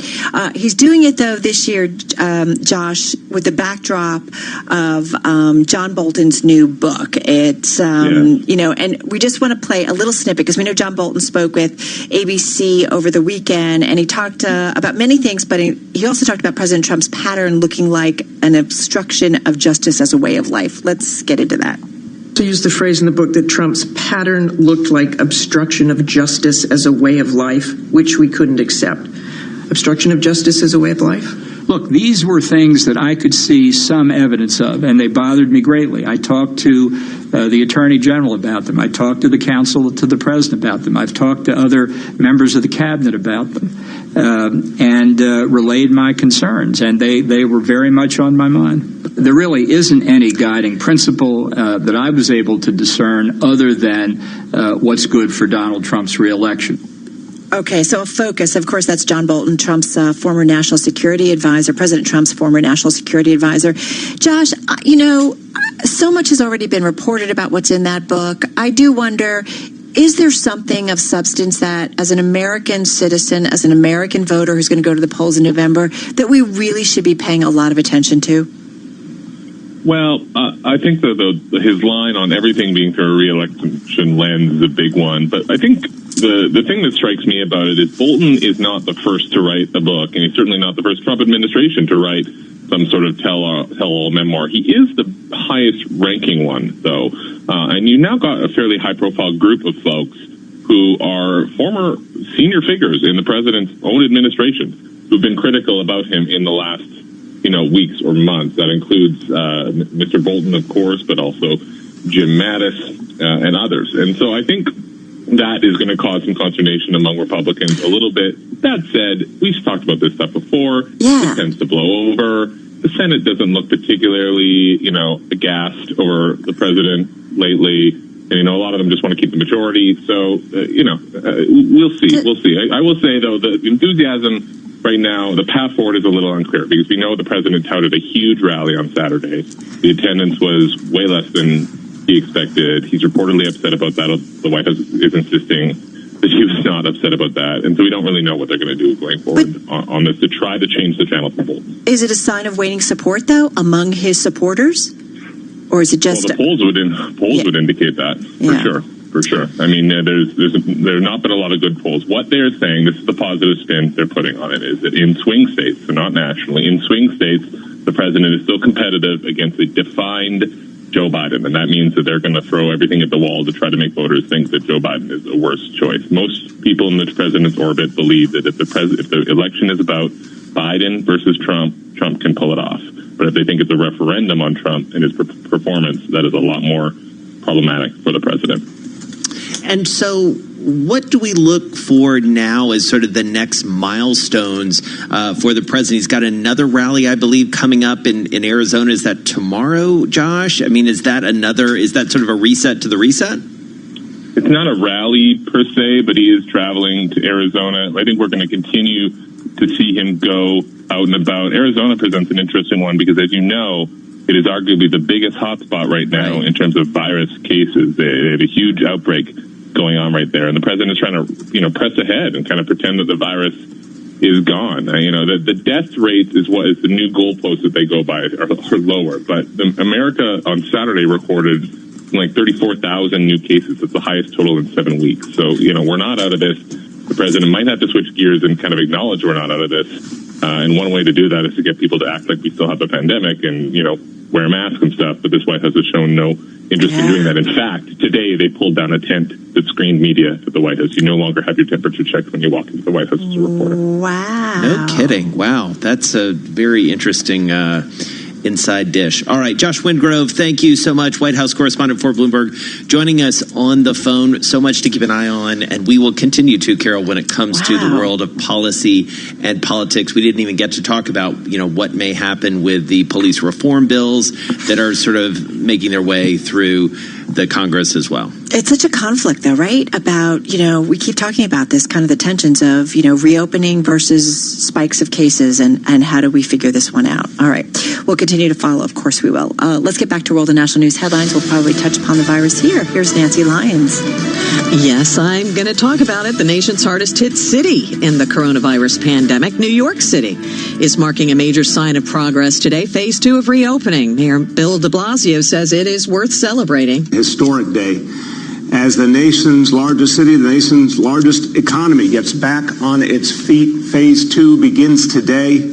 A huge step forward, the biggest step forward as we fight back from the coronavirus crisis. The city's Phase 2 reopens outdoor dining, in-person retail, office-based jobs, hair salons, and barbershops. While the White House is scaling back coronavirus screenings on its grounds as the reopening continues. Bloomberg's Nathan Hager reports. In a statement, spokesman Judd Deere says the White House will no longer check the temperatures of everyone who visits the White House complex now that Washington, D.C. is entering Phase 2 of its reopening. Deere says people who are in close proximity to the president and vice president will still be tested for COVID-19, but a makeshift tent that had been set up near the White House press entrance since March to screen visitors is gone as of this morning. Nathan Hager, Bloomberg Radio. Senate Minority Leader Chuck Schumer is asking for an immediate investigation into the weekend ouster of U.S. Attorney for the Southern District of New York, Jeffrey Berman. Schumer has sent a letter to the Inspector General and the Office of Professional Responsibility asking them to launch a joint investigation into Berman's departure and to determine if Attorney General William Barr did it for partisan political purposes, retaliation, or to influence ongoing investigation into President Trump's associates. Global news 24 hours a day on air and on Quick Take by Bloomberg, powered by more than 2,700 journalists and analysts in more than 120 countries. I'm Nancy Lyons. Even when you're just beginning to leave your house, you see a bigger world. The company is a clear winner from the virus lockdowns. He's saying a new cycle has started. And it may never be the same. Does all of this boost in work mean that you're going to expand? Bloomberg Daybreak Europe. What could there be that could change this? Weekdays at 1 a.m. Eastern. What was the most striking thing about your research? On Bloomberg Radio, the Bloomberg Business app, and BloombergRadio.com. Bloomberg, the world is listening. Imagine being fired because of who you love. Imagine being denied medical treatment because of who you marry. Imagine being evicted because of who you are. Millions of Americans don't have to imagine this. They have to live it. Because in 31 states, it's legal to discriminate against LGBT people. Get the facts at beyondido.org. Brought to you by the Gill Foundation and the Ad Council. Are you interested in a challenging and exciting career? One where you can be part of solving complex challenges across industries and geographies? Bloomberg's ever-expanding technology, data, news, and media services foster innovation, empower clients, and offer nearly limitless opportunities for career growth. Visit Bloomberg.com/careers today to view our current job opportunities. Bloomberg LP is an equal opportunity employer. The address once again is Bloomberg.com/careers. Adopt US Kids presents What to Expect When You're Expecting a Teenager. Learning the lingo. Jelly. Jelly adjective. Jelly is a shorter, better way to say jealous. As in, Chloe, I am like so jelly of your unicorn phone case. You don't have to speak teen to be a perfect parent. Thousands of teens in foster care will love you just the same. Visit adoptuskids.org. Brought to you by the U.S. Department of Health and Human Services, Adopt US Kids, and the Ad Council. With COVID-19... Decisions. Clearing. Isn't it great? So much choice. But hey, listening to me on your desktop isn't getting anything done. You need to take this Monday evening by the scruff of the neck. Take this sunshine as an omen and carve your path to success, which begins just down the road in Southampton at Solent University. After 3 years here, you don't just get a degree. You get a ton of support, real-world experience and connections, and interview fuel. That's why we're in the top 25 for student satisfaction in the Complete University Guide. At Solent University, we're ready for the future. Apply now at solent.ac.uk/clearing. The Mini Electric was raring to go until ready, set, stop. We hit the power down switch. We waited. But now it's time to start up again. We're ready with the Mini Electric and whole Mini range online. Showroom safety measures are set and we're feeling good to go. Find your perfect Mini at mini.co.uk. There's a reason flash storage is called flash storage and not electronic non-volatile computer memory storage. From quick and efficient data retrieval to instant scalability, everything about IBM flash storage is fast. It's also cloud-ready and surprisingly affordable, with a recommended monthly price of £310 for 24 terabytes of all flash. Order by the 30th of June and pay nothing for 90 days. Find out more at ibm.biz/flash offer. You always say the best thing you ever did was join up. I bet you don't get the same experiences in Civvy Street. Remember those amazing deployments we had? And that feeling of pride.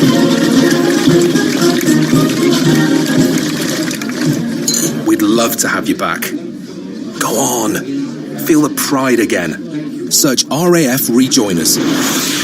Get your cook on with Asda. With rollbacks on Hellman's Real Mayonnaise, 705 grams was £2.75, now £2. And a 6-pack of Warburton Sandwich Thins was £1, now 75p. Wham bam, add your lunchtime ham. Find thousands of rollbacks across our stores. Asda. Selected stores and lines subject to availability. Offers end 1st of July. There's lots to discover when you join Tesco Mobile. Like our big deals on big data SIMs, including our 8 gig SIM for just £10 a month. You'll also find great service with 99% UK network coverage. Visit us in store or search Tesco Mobile. Tesco Mobile. Every little helps. Ends 26th of the 7th, 12-month contract and unlock 4G enabled phone required. For use policy applies 99% 4G population coverage indoors and outdoors across UK. Charges and terms at tescomobile.com/terms. You love TuneIn for live breaking news from CNN, MSNBC, Fox, CNBC, and more. But when you can't catch your favorite show as it airs, it might just be a click away as a podcast. Search your favorite news station to explore all the on-demand news shows on TuneIn. Who says only the experts get to do the talking? On the Scuttlepuck NHL Hockey Podcast, irreverent outsiders Mike Bond and Dale Horde give their untrained opinions on all things hockey from the fans' perspective. I don't know how you get those guys out of there. And Crosby, as great as he's been, it's just such a different era, so it's tough with the... he didn't have the crazy number of points that Orr, Lemieux, and Gretzky did. They just... Search Scuttlepuck on TuneIn to listen. 24 hours a day at Bloomberg.com, the Bloomberg Business app, and on Quick Take by Bloomberg. This is a Bloomberg Business Flash. From Bloomberg World Headquarters, I'm Charlie Pellet. We begin with this headline from the Bloomberg Professional Service. Texas's governor says the virus is spreading at, quote, an unacceptable rate. Developing story. We'll have more for you coming up right here on a Bloomberg Business Week. And let's head right over to the First Word breaking news desk. A busy day and up market, lots going on. And now here's today's afternoon call. Here he is working from home, Bill Maloney. And good afternoon, Charlie. U.S. stocks with a bid today as technology outperforms, but are off those highs after the headline you just mentioned. Dow's currently up 93 points, S&P's gained 13, NASDAQ climbs by 82. The U.S. 10-year yield at 0.7%. Gold trading higher by 13. WTI crude futures are up 1.8%, and transports fall 17 amid the weakness in the airlines and the cruise operators. Leaders to the upside in the Dow, Nike, Apple, and Microsoft, while Walgreens and Caterpillar led to the downside. In other news, Bill Ackman says the U.S. may be back to a normal economy in the second half of 2021. Jim Chanos says he's still short Tesla, and New York City subways as well as buses surpassed 2 million riders for the first time since the pandemic. Wrapping things up, Invesco Mortgage reports after the bell. Live from the First Word breaking news desk, I'm Bill Maloney. Charlie? Okay, I thank you very much, Bill. One additional headline to pass along to you. The Puerto Rico Oversight Board has okayed a deal to operate the energy grid. To hear live breaking news over your Bloomberg, type squawk SQUAWK on your terminal. I'm Charlie Pellet. That's a Bloomberg Business Flash. All right, Charlie, thank you so much. You are listening to Bloomberg Business Week. Well, let's continue our conversation about economics, China, things we've touched on already. Andy Brown, editorial director for Bloomberg New Economy, joining us on the phone from New Hampshire. This was a topic that came up, not surprisingly, Andy, in my conversation with Steve Schwartzman earlier. We're going to hear a bit about that later on. The U.S.-China relationship is complicated. The relationship between President Trump and President Xi, complicated or not, depending on your perspective. And certainly John Bolton has a hot take related to that, and I would say broke some news, it feels like, in his book and in his subsequent interview. You take that on in your latest column, talking about Beijing wanting another Trump term. Tell us about what you heard and read and what it may mean. Yeah, so, I mean, this book by John Bolton is pretty damning. A big part of Trump's re-election strategy is it was going to be tough on China. He and Joe Biden were going to compete to see who could be toughest. And it turns out, if the allegations in John Bolton's book are true, Trump was an absolute pushover for Xi Jinping. It's just fascinating. So what does China want at this point? Because part of me seems to think, and I think you're right about this, Andy, is that, some of this turmoil that President Trump is creating in the world and alienating of former U.S. allies or U.S. allies, to some extent, China likes some of that. Right. So when China looks outwards across the Western Pacific, what they see is a string of U.S. alliances stretching from South Korea through Japan all the way down to Australia. And to the Chinese leadership, this is containment. It's there to hem China in, to frustrate its ambitions, to hold back its military outreach, to bottle up its blue water navy and its submarine fleet. They want to weaken the alliance structure, and in that, this is their job number one. And from their perspective, our reporting from Beijing Bureau bears this out. The Chinese leadership think that Trump has done so much to weaken this alliance system by offending U.S. allies, by engaging in trade disputes with them, by nickel and diming them on who's going to pay for U.S. forces based in South Korea and Japan, that he's weakening, he's undermining the U.S. alliance system. And to them, that overrides all the concerns that they may have about how they're being treated on trade and investment and technology. So they want to see another 4 years of Trump. So Was this how it was going to be all along, Andy, that this was going to be sort of the alliance? How have you seen this evolve and develop over the Trump presidency? Well, the approach to China that previous administrations had taken was to assume that taking on unfair Chinese trade practices and investment practices, doing something to roll back the state capitalism in China, leveling the playing field, required a multilateral approach, that no single country could do it on its own. Hence this approach, which is embodied in the Trans-Pacific Partnership, which was for a bunch of like-minded countries to get together and to set high-level trade standards, and force China, in a sense, to live up to these higher standards. And the first thing he did when he came to office, of course, he hates multilateral trading relationships. He thinks that they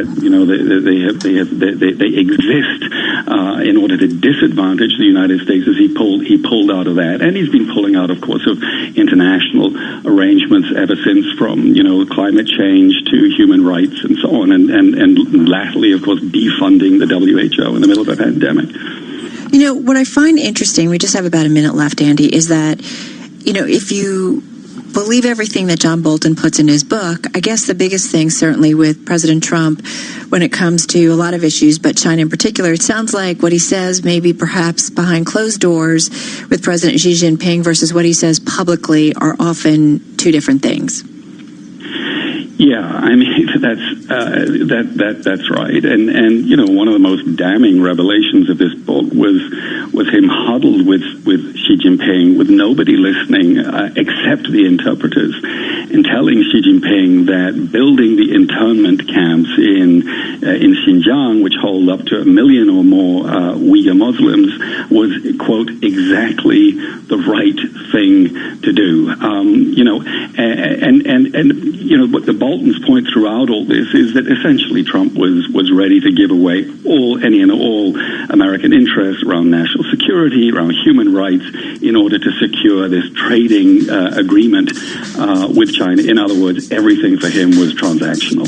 Right. Yeah. And I think it's something important. We were talking with Josh Wingrove earlier at Bloomberg News about, what do we need to know about Bolton's book as voters and as Americans? And that, I think what Andy just pointed out, is certainly a big point to take away from all of this. Andy Brown, always love checking in with you. Andy is, of course, editorial director of Bloomberg New Economy, on the phone in New Hampshire.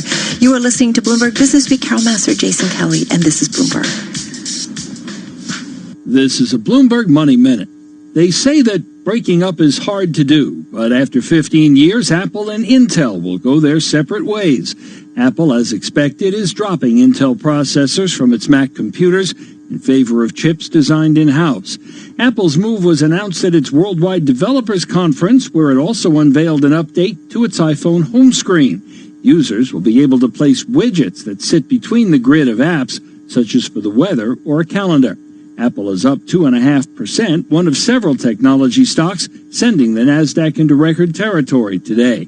The Dow Jones Industrial Average is up 163, the S&P 500 up 20, the Nasdaq up 105. There will be a Christmas tree this year at New York's Rockefeller Center, but its owner says the lighting ceremony may need to be reimagined amid the pandemic. Rockefeller Center is reopening its restaurants to outdoor dining next month. Larry Kofsky, Bloomberg Radio. Hope you enjoyed your meal. And I just want to say, he's lucky to have a brother like you. Lucky? Caring for my brother is far from easy. But he's a part of me, like my arms and legs, so I'll be his. No time for tired. Nothing can disable this love. He needs me, but I'm the lucky one, even though I need help now and then. If you're caring for a loved one, visit aarp.org/caregiving for care guides and community support for your strength. Brought to you by AARP and the Ad Council. The market's in focus every business day. The Bloomberg Markets Podcast with Paul Sweeney and Vonnie Quinn. Are there some sectors that you want to have more or less exposure to? Market sell-off going global once again. Analysis of the day's Wall Street action. What's the thought on Apple here? From Bloomberg Intelligence, Bloomberg Opinion, and influential newsmakers. There's very, very disturbing dynamics at work. Bloomberg Markets with Paul Sweeney and Vonnie Quinn. Subscribe today at BloombergRadio.com, the Bloomberg Business app, or iTunes. You're living in a world built on science, political and... Decisions. Clearing. Isn't it great? So much choice. But hey, listening to me on your desktop isn't getting anything done. You need to take this Monday evening by the scruff of the neck. Take this sunshine as an omen and carve your path to success, which begins just down the road in Southampton at Solent University. After 3 years here, you don't just get a degree. You get a ton of support, real-world experience and connections, and interview fuel. That's why we're in the top 25 for student satisfaction in the Complete University Guide. At Solent University, we're ready for the future. Apply now at solent.ac.uk/clearing. At Honda, we've never looked to other car companies for inspiration. No, it's not a matter of an inflated ego. We just prefer listening to what people really need. For example, the new Honda Jazz Hybrid doesn't have the expected 6 airbags. It has 10, including one that prevents the driver and passenger from colliding with each other. And because we also listen to our conscience, all our safety features come as standard. No charge. Honda, the power of dreams. This is a message from the government about the next stage of controlling coronavirus with NHS Test and Trace. To protect your friends and family, testing and tracing must become a new way of life. If you have symptoms, you need to get a test immediately. Don't leave home for any other reason. If you test positive, we will contact you to trace people who you might have infected. From now on, if you're told you've been exposed to an infected person, you must self-isolate for 14 days. Play your part and do the right thing, so we can safely return to a more normal life. Go to nhs.uk or call 119. Stay alert, control the virus, save lives. To help keep you and your loved ones safe, TuneIn has the latest guidelines from the CDC. Cover coughs and sneezes with a tissue, then throw the tissue away. Avoid touching your eyes, nose, and mouth with unwashed hands. Disinfect surfaces, bottles, handles, knobs, and other places touched often. For the latest stories and updates on COVID-19, search Coronavirus News on TuneIn. It's TuneIn Sports on this day. On this day in 1981, John McEnroe delivers his famous "You Cannot Be Serious" rant in the first round win over Tom Glickson at Wilburton. You can't be serious, man. You cannot be serious. That ball was on the line. Chalk flew up. To listen to conversations breaking down the moments just like this, search Sports to be part of the discussion on TuneIn. Looking for your daily fix of NFL news and analysis? In that. So we had to blow it up at the Super Bowl predictions instead. Look no further than the Pick 6 podcast, where CBS sports writer Will Brinson gets you up to speed with what's trending in the NFL that day, so that you're always in the know. Yeah, it's pretty revealing of Brinson's methodology for predictions. When he gets mad at people for predicting good teams are going to win the Super Bowl or good players are going to win major awards, that's how you wind up. Search Pick 6 on TuneIn to listen. Trey Wingo here from ESPN's Golic and Wingo. Every morning, Mike Golic Jr., and I sit down to discuss all the news, drama, and highlights spinning the sports world that day. And with TuneIn, you can hear us whenever and wherever you go. Just search Golic and Wingo and start listening today. Where do sports, culture, and basketball nostalgia collide? On their podcast, Knuckleheads, NBA veterans Quentin Richardson and Darius Miles sit down with athletes, musicians, and entertainers to get brutally honest, totally unguarded conversations about everything, from current events to untold stories from the golden era of sports. Kill O'Neal. You know that, right? I tried to tip dunk all the free throw line one time. Search Knuckleheads on TuneIn to listen. Casting live to New York, Bloomberg 1130. To Washington, D.C., Bloomberg 99.1. To Boston, Bloomberg 106.1. To San Francisco, Bloomberg 960. To the country, Sirius XM Channel 119. And around the globe, the Bloomberg Business app and BloombergRadio.com. This is Bloomberg Business Week. Coming up, Dave Wilson's chart of the day. He gave us a little teaser earlier. Looking forward to hearing about that. And, of course, hearing the song of the day.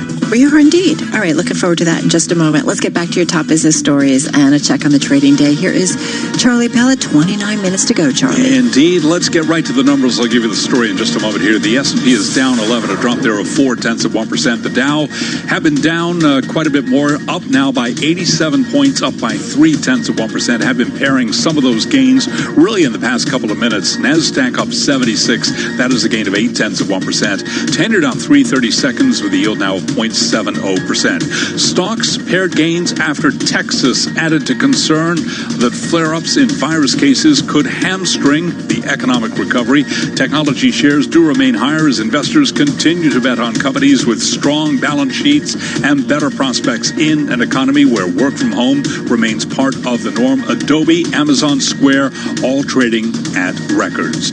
So stocks are higher across the board. Right now, as I mentioned, we do have the S&P 500 index higher, but the uptick in coronavirus cases remains an ongoing source of concern. Dr. Joshua Sharfstein is Vice Dean at the Bloomberg Johns Hopkins Public School of Health. He says the basics, he told us earlier on today, the basics have been yielding results. It is now 3:32 on Wall Street. That means it's time for the Small Business Report. And here is John Tucker. Time for the Bloomberg Small Business Report, where we focus on the pandemic's effect on small business.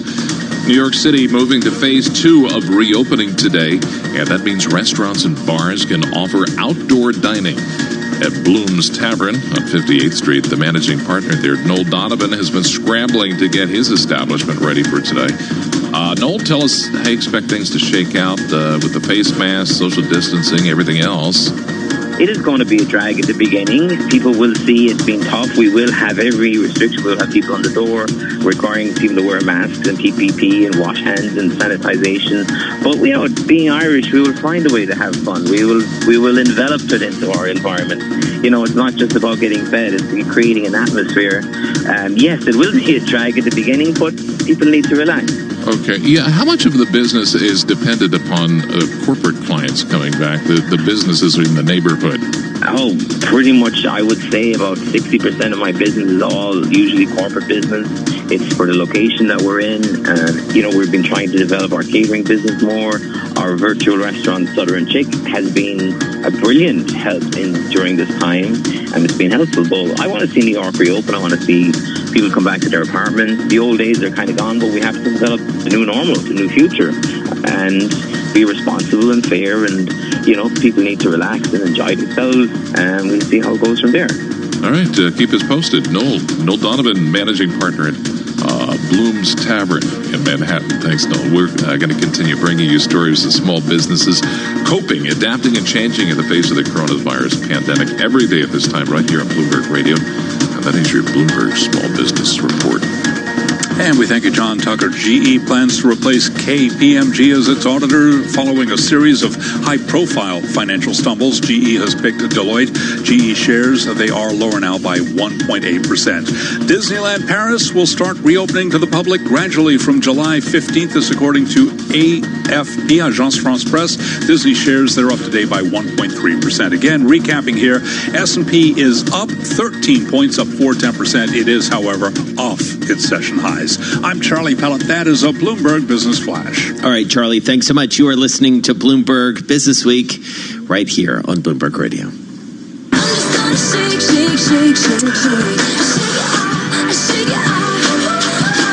right. That is just like so perfect on a Monday. Taylor Swift. I have a daughter who's so into Taylor Swift. So who's not into Taylor Swift? I love Taylor Swift. It's how could you not be, right? I've watched, there was a documentary I watched with my daughter. Yeah. I mean, she's just was really that the HBO documentary? I think so. It was great. Right. It was really good. Just well-spoken, thoughtful, and you think about people shaking up industries. She's one of going them. for it, using her power to the good. Yeah, which I love. Okay. Just we like know that, Dave Wilson can use power. We know there's good. a chart connected with this. Sorry, we digressed. Dave. Oh, what else is news? That's so true. Anyway, so what do you got? It's about really what investors are shaking off at this point, not just in the U.S., but internationally, too. And the chart's based on one that I saw on Twitter late last week from Luca Paolini, who's the chief strategist at Pictet Asset Management. And what he did was look at yield relationships between stocks and bonds, specifically focusing on what's called the earnings yield for the MSCI World Index. So you're talking about the U.S. and other developed markets. And the earnings yield, you can think about it as the opposite of the price-earnings ratio, the inverse, to be more precise. If you've got, a 20 PE, that works out to a 5% earnings yield. Anyhow, taking that and comparing that with a yield on a government bond index. That's what he did. He chose J.P. Morgan. I instead chose the Bloomberg Barclays government bond index as a reference point, specifically the global aggregate government index. So, again, focusing on developed markets. And so when you run the numbers, you find out that, indeed, that yield gap widened out quite a bit as stocks were falling earlier in the year, which you would expect. I mean, prices come down, and it affects PE ratios. Then again, really since a peak in March 23rd, which is more or less when stocks hit bottom, it's kind of come back down to where it was before. I mean, you're talking about a little bit more than 4 percentage points.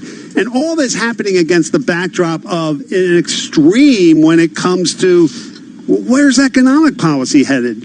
You've got this global economic policy uncertainty index, and it set a record. Last month it set a record the month before. I mean, nobody knows where policy's going, and they're buying stocks anyway. That's really the point. On a massive scale, right? The disconnect, we talk about Wall Street and Main Street to some Absolutely. extent, right? More of the same, no question. And if you want to know more, folks, send me an email. I'll get you the chart, the explanation that goes with it, and everything I do going forward. The email address is dwilson@bloomberg.net. That's dwilson@bloomberg.net. All right, Dave Wilson, thank you so much. That's important, though, right? Because when we try to look at, kind of make sense of it, and you do wonder about stocks getting so ahead of themselves. Yeah. Even on a day like today. Yeah. Right. And you think about airlines, right? They're looking for new cap raises and... Yeah. A lot going on out there, and yet a lot of confidence remains in the market. All right, Dave Wilson will be back with us. Dave Wilson, can I just ask you, do you have a favorite Taylor Swift song? Well, I'm not that big into Taylor Swift, but, shake it off. It's catchy. It's definitely very catchy. Yeah. Right. She's a pretty cool chick. Yeah. All right, what's your favorite song? Oh, that's a good one. I love the Lover album a lot.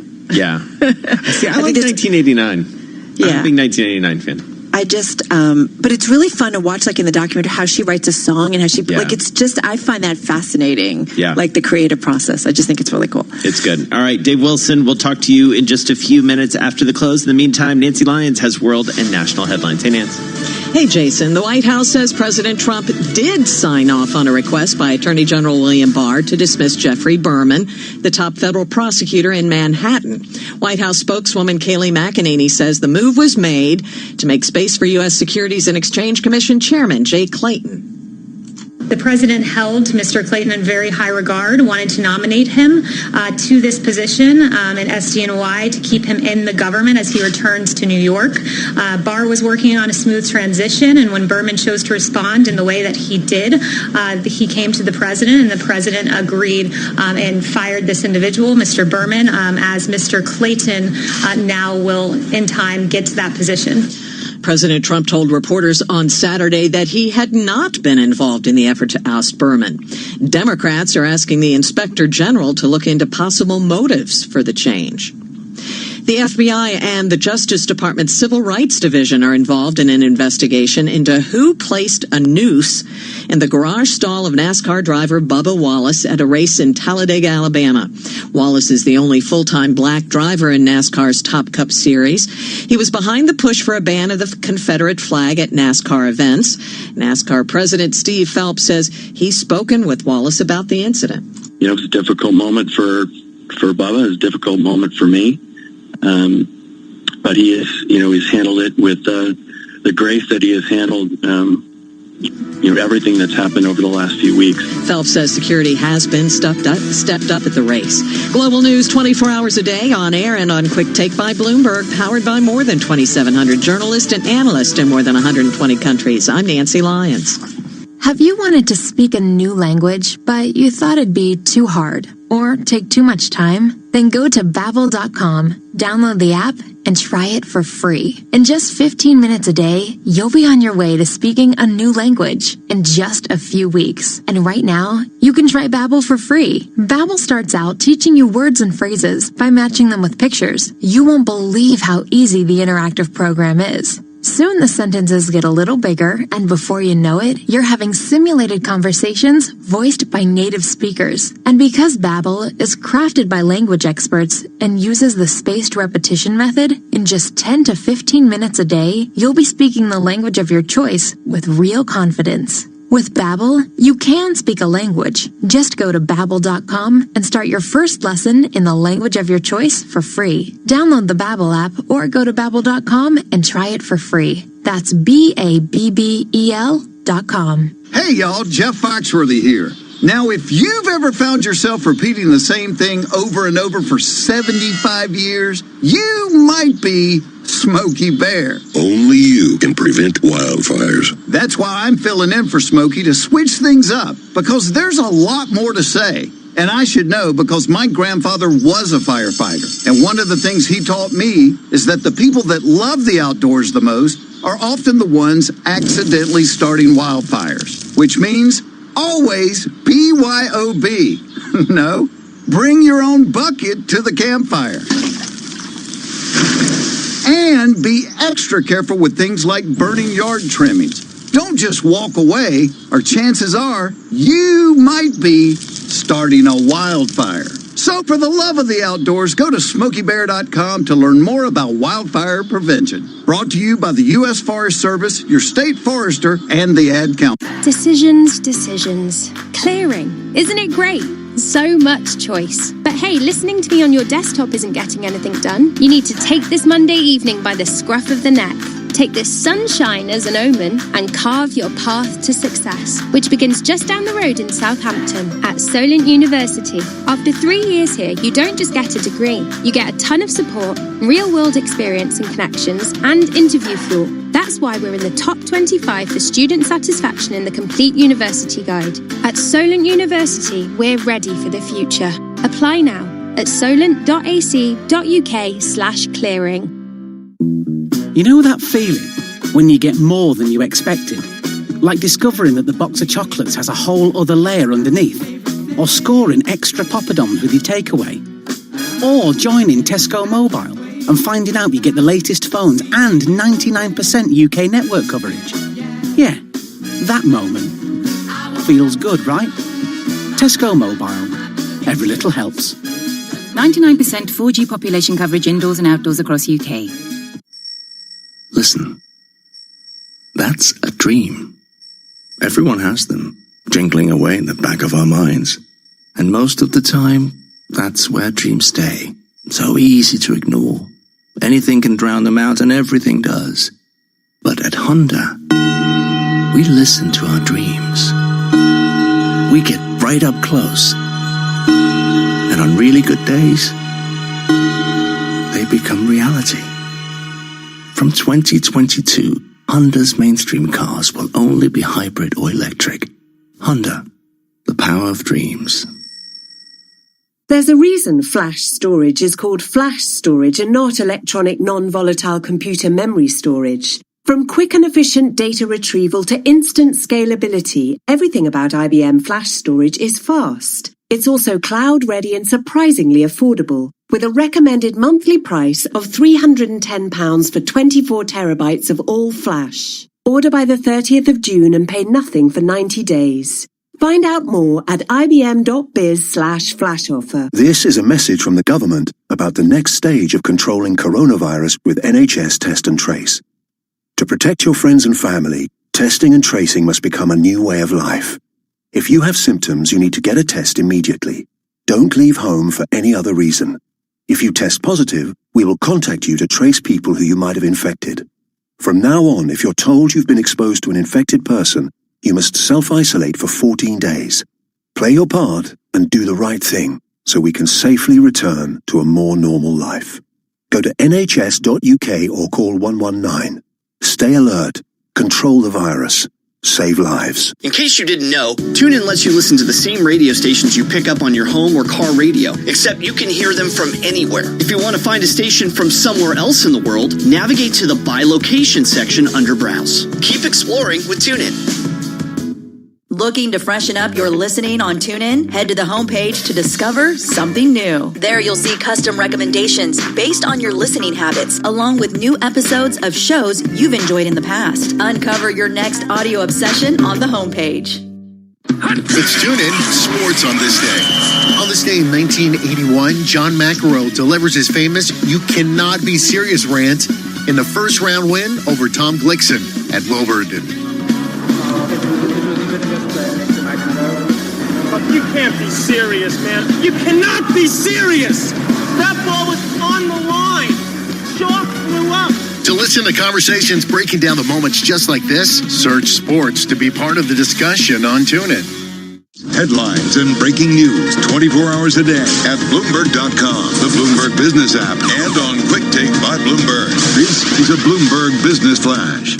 From Bloomberg World Headquarters, I'm Charlie Pellet. 13 minutes to go ahead of the closing bell. Technology shares leading today's advances. Investors continue to bet on companies with strong balance sheets and better prospects in an economy where work from home remains part of the norm. The S&P now up by 16. That is a gain of 0.5%. The Dow up 115, now up by 0.5%. NASDAQ up 95 at 10,041. That is a gain of 1%. 10-year on 230 seconds with a yield of 0.70%. Gold up 0.6%, 17.55 the ounce. And crude, West Texas Intermediate holding above $40 a barrel at 40.46, up by 1.8%. I'm Charlie Pellet. That's a Bloomberg Business Flash. I'm driving in my car. I turn on the radio. How about you let me drive? Oh, no. Who's gonna drive you home? Honey, please, I'll do the driving. Drive on. Excuse me, I want to drive. Just drive, baby. It's the question that drives us.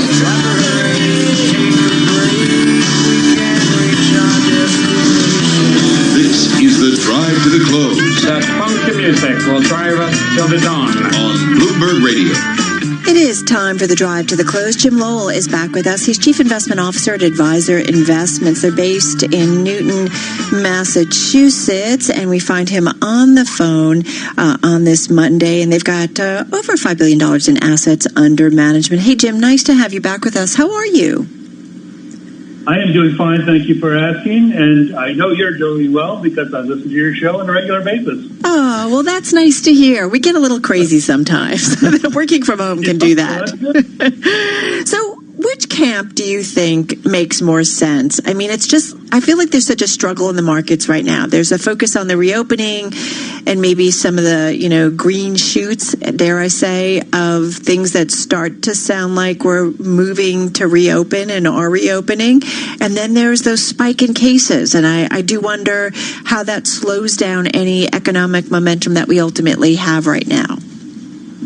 Well, it clearly hasn't done so yet, but it absolutely has greater than sort of a moderate probability to do so if we see reopenings trigger enough of a second wave to then spike up the number of reclosings, not just in terms of onesie-twosie restaurants, but in terms of states taking necessary action. That could unsettle the market for a little bit. But overall, the market learned a very difficult but very swift lesson, which wound up by March 23rd feeling as if the world really had come to a standstill. And the world had, but the market got up and ran, and really has been running ever since. So we think this is a perfect time to stay diversified, certainly disciplined.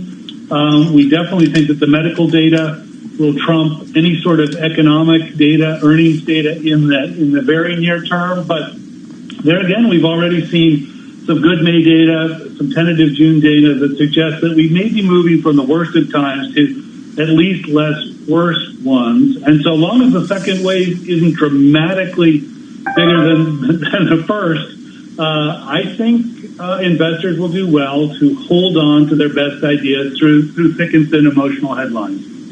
And Jim, I mean, we are starting to see this pattern emerge, it feels like, and we're starting to see it here in the tri-state area, and I dare say you're starting to see it up in Boston and the Boston area as well, of people are just candidly tired of being cooped up. They want to get out, and there's a whole theory of just calculated risk in many ways that people are able to, or willing, I guess, to embrace in order to get on with it. And it feels like that's one of the things that investors are ultimately betting on.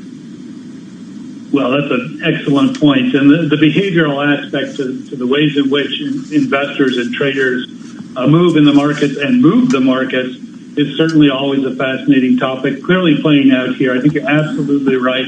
As human beings, we're not designed to stay in panic mode for all that long. And I would say that what has happened over the last 2.5 months is that we did a very good job in the front weeks and the front months. But now I think people are willing to risk maybe even getting sick. They are focused on, I think, the need to fight for their freedom more than perhaps a flight from the virus. The problem is the virus hasn't gone anywhere and is, of course, going to come back likely with a vengeance in flu season. So this is not an issue that's going to go away anytime soon. But, man, it's awfully hard to stay indoors when the sun's shining and the beach is beckoning. Well, and it's interesting because we had a story on the terminal today, Jim, that just talked about how the stay-at-home trades have come roaring back. I mean, I'm looking at a name, since you listen to us, we talk about it a lot, Peloton. I mean, I think this stock is trading at its highest level. I mean, and it's had quite a bump, and this is certainly one of those names that has benefited from everybody being at home. And not everybody can afford a Peloton, but a lot of folks who are working from home can. And as they want to work out, they're embracing that. And of course, Peloton increasingly also, speaking of embracing kind of an online platform at the same time and expanding their audience. And I do wonder whether it's, Netflix or Zoom or Peloton, or Spotify or Drop. I don't know. Is there some that you're seeing that makes sense to, kind of trend into? Absolutely, and you hit the nail on the head. It is technology, and technology that's adaptive and capable of being adopted by a greater cadre of the workforce, which is going to be staying home, if not full-time, at least part-time, I think, for years to come. And certain segments of the workforce are likely to stay back at home more than others, especially as you go up the age chain. I myself am 60. I'm very happy to be here at home with all of my screens, all of my Zoom meetings. I don't think we've ever worked harder to advise our investments, in part thanks to Zoom. We are really looking at the market, analyzing, researching, engaging with our clients almost 7 days a week. So I think it has unleashed, this virus has unleashed almost an exponential growth in terms of productivity for those whose businesses can, in fact, be enhanced by technology. And so what do you worry about the most here, Jim, as we go through the summer? Is it the second wave or a continuing first wave? Is it the medical side? What are the things that you think could disrupt what seems to be a fairly consistent trend here? So what I would say to that is I'm almost always worried about a whole range of things. The coronavirus, second wave, flu season, clearly part and parcel of our concerns. We also know that this is going to be a very contentious election year. And as we get closer to November, the fear factor of those headlines will clearly have a say on daily momentum. And on the flip side of the elections, no matter who wins, you could see some fairly significant trading to the up or downside, depending upon how things play out. Overall, we think the things that have been strong so far this year are likely to remain relatively strong, even though on the technology side, valuation concerns may be beginning to pepper that pot. But nevertheless, we think technology, we think healthcare. We think if we look in terms of the bond market and cash, we like total bond, especially total bond ETFs that are actively managed. There are a few out there that are quite good. But we also think cash reserves continues to play a meaningful role. We always say there are three legs to the investment stool, stocks, bonds, cash, but it always takes a crisis to remind us about cash as that third leg. It's interesting you talked about the elections. Our Vince Signorella, who is often a frequent voice on our show, and he put out a story there with the macro squawk and just said that the Biden fear. The markets were a little concerned about Joe Biden being president, but it seems like investors are getting over that, and that they're also noting that Trump's tweets are having less influence on the trade. So it's kind of interesting. So they are looking at it, in terms of politically what's influencing the markets. Jim Lowell, thank you so much. Really a pleasure. Chief Investment Officer at Advisor Investments, over $5 billion in assets under management, on the phone from Newton, Massachusetts. All right, Jason. We've got the closing bell coming everyone's way in about 3.5 minutes. Yeah, it's interesting to see how we finish up. We'll bring you all those numbers, some movers, some shakers, and Dave Wilson in just a minute. It's Bloomberg. Decisions. Clearing. Isn't it great? So much choice. But hey, listening to me on your desktop isn't getting anything done. You need to take this Monday evening by the scruff of the neck. Take this sunshine as an omen and carve your path to success, which begins just down the road in Southampton at Solent University. After 3 years here, you don't just get a degree. You get a ton of support, real-world experience and connections, and interview fuel. That's why we're in the top 25 for student satisfaction in the Complete University Guide. At Solent University, we're ready for the future. Apply now at solent.ac.uk/clearing. Listen, that's a dream. Everyone has them, jingling away in the back of our minds. And most of the time, that's where dreams stay. So easy to ignore. Anything can drown them out, and everything does. But at Honda, we listen to our dreams. We get right up close. And on really good days, they become reality. From 2022, Honda's mainstream cars will only be hybrid or electric. Honda, the power of dreams. This is a message from the government about the next stage of controlling coronavirus with NHS Test and Trace. To protect your friends and family, testing and tracing must become a new way of life. If you have symptoms, you need to get a test immediately. Don't leave home for any other reason. If you test positive, we will contact you to trace people who you might have infected. From now on, if you're told you've been exposed to an infected person, you must self-isolate for 14 days. Play your part and do the right thing so we can safely return to a more normal life. Go to nhs.uk or call 119. Stay alert. Control the virus. Save lives. In case you didn't know, TuneIn lets you listen to the same radio stations you pick up on your home or car radio, except you can hear them from anywhere. If you want to find a station from somewhere else in the world, navigate to the By Location section under Browse. Keep exploring with TuneIn. Looking for your daily fix of NFL news and analysis? In that. So we had to blow it up and do Super Bowl predictions instead. Look no further than the Pick 6 podcast, where CBS sports writer Will Brinson gets you up to speed with what's trending in the NFL that day, so that you're always in the know. Yeah, it's pretty revealing of Brinson's methodology for predictions. When he gets mad at people for predicting good teams are going to win the Super Bowl or good players are going to win major awards. That's how you wind up. Search Pick 6 on TuneIn to listen. On the Bloomberg Business app and on Quick Take by Bloomberg.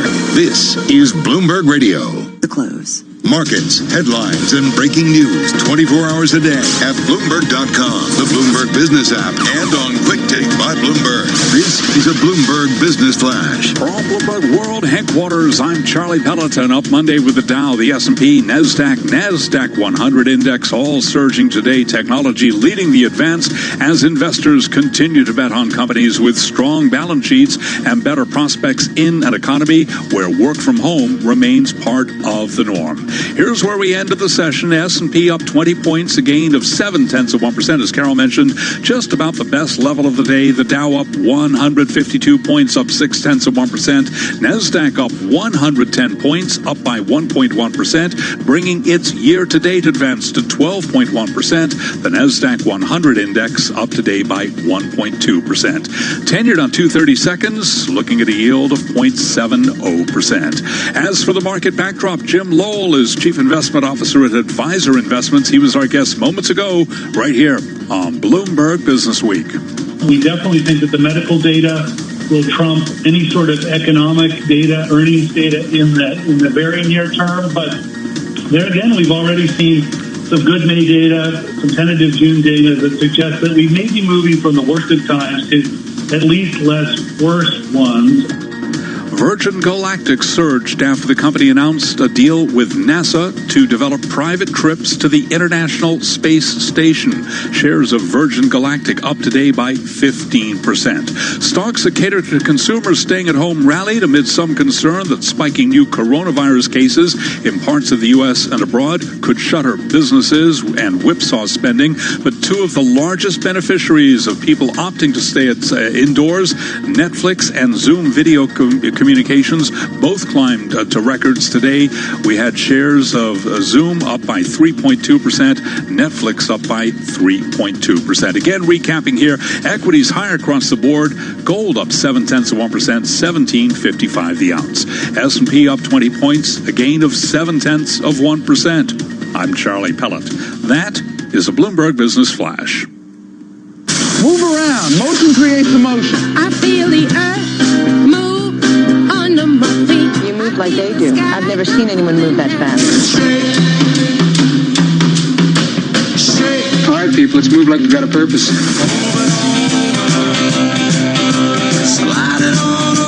Company's called Movers and Shakers. They cost a little more, but that name cracked me up.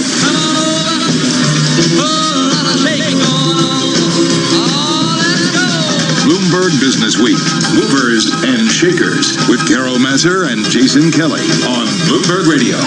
All right, everybody, time to take a look at some of the stocks on the move. And Jason, you know, we did see an uptick towards the closing bell, so we finished pretty much at our highs of the session. Even so, if you dig a little bit deeper, we know it was a little bit of a tortured trade today. I mean, the S&P 500, somewhat of an even split, 266 names in the index higher today, 236 lower, 3 unchanged. And if I take a look at the major industry groups, the majority of them, there are 11 in the S&P 500. Most of them were higher today. Information technology up almost 2%, utilities up 1.3%, consumer discretionary up 1%. Bottom of the pack where we saw some losses, healthcare down about 0.4%, but we've seen a pretty big run in those names this year. Financials down about 0.4% as well. So that's a little bit of our trade here today. Yeah, it's a little bit of a funky trade. And, you know, and even trying to work through it with Jim Lowell just now, I'm sort of two minds trying to figure out, like, what's ultimately driving it? Where does the market feel like we're going to end up? Are we going to be working from home? Are we not going to be working from home? Are we shopping? Are we not shopping? And I think the answer is all and both and yes and no. Right? I mean, it's sort of interesting. Yes, totally. Like Jim said, I'm pretty happy doing my job, and I'm actually more productive than you know, or I've been really, really busy. I talked to an executive, too, who said, kind of missing the office thing and so on and so forth, but said, our meetings are much more productive, much more efficient. Like, we're all getting, you know, you're working, things are getting done. I do think it's interesting, too, though, he said that, like, kind of this working from home might go on for a while. Yeah. Right? I just wonder, but then I try and square that with this notion of you're working from home, but you are not cooped up. You know, like I think it's one thing to say, all right, I'm going to work from home, but I'm going to start to live a slightly more expansive life. I'm going to go out to dinner. I'm going to take a vacation. I may be driving instead of flying, but I'm going to go on vacation. I would love to go to a sports game. I would love for my kids to play sports. You know, I want to be a little bit more engaged because we ultimately are social creatures. Right. And so that is going to be the trickier thing. So if you look at even this notion of some of the biggest winners and losers in today's trade, you've got a couple retailers, including Gap, leading the way. On the downside, you've got a lot of the big travel names. Which to me would say, right, people are like, yeah, I want to live more of a normal life, but I don't really want to get on a plane. Right. But I'm not going to fly to Tahiti. Right. Like I'm going to go buy some shorts. I'm not taking a cruise. But I'm not taking a cruise. Yeah. Right. So you have American Airlines down 6.7%. You have Norwegian Cruise Lines, right, down 6.2%, and then you have Royal Caribbean, right? I think that is down to 6.2%. Yeah, absolutely. So those are your three top biggest gainers.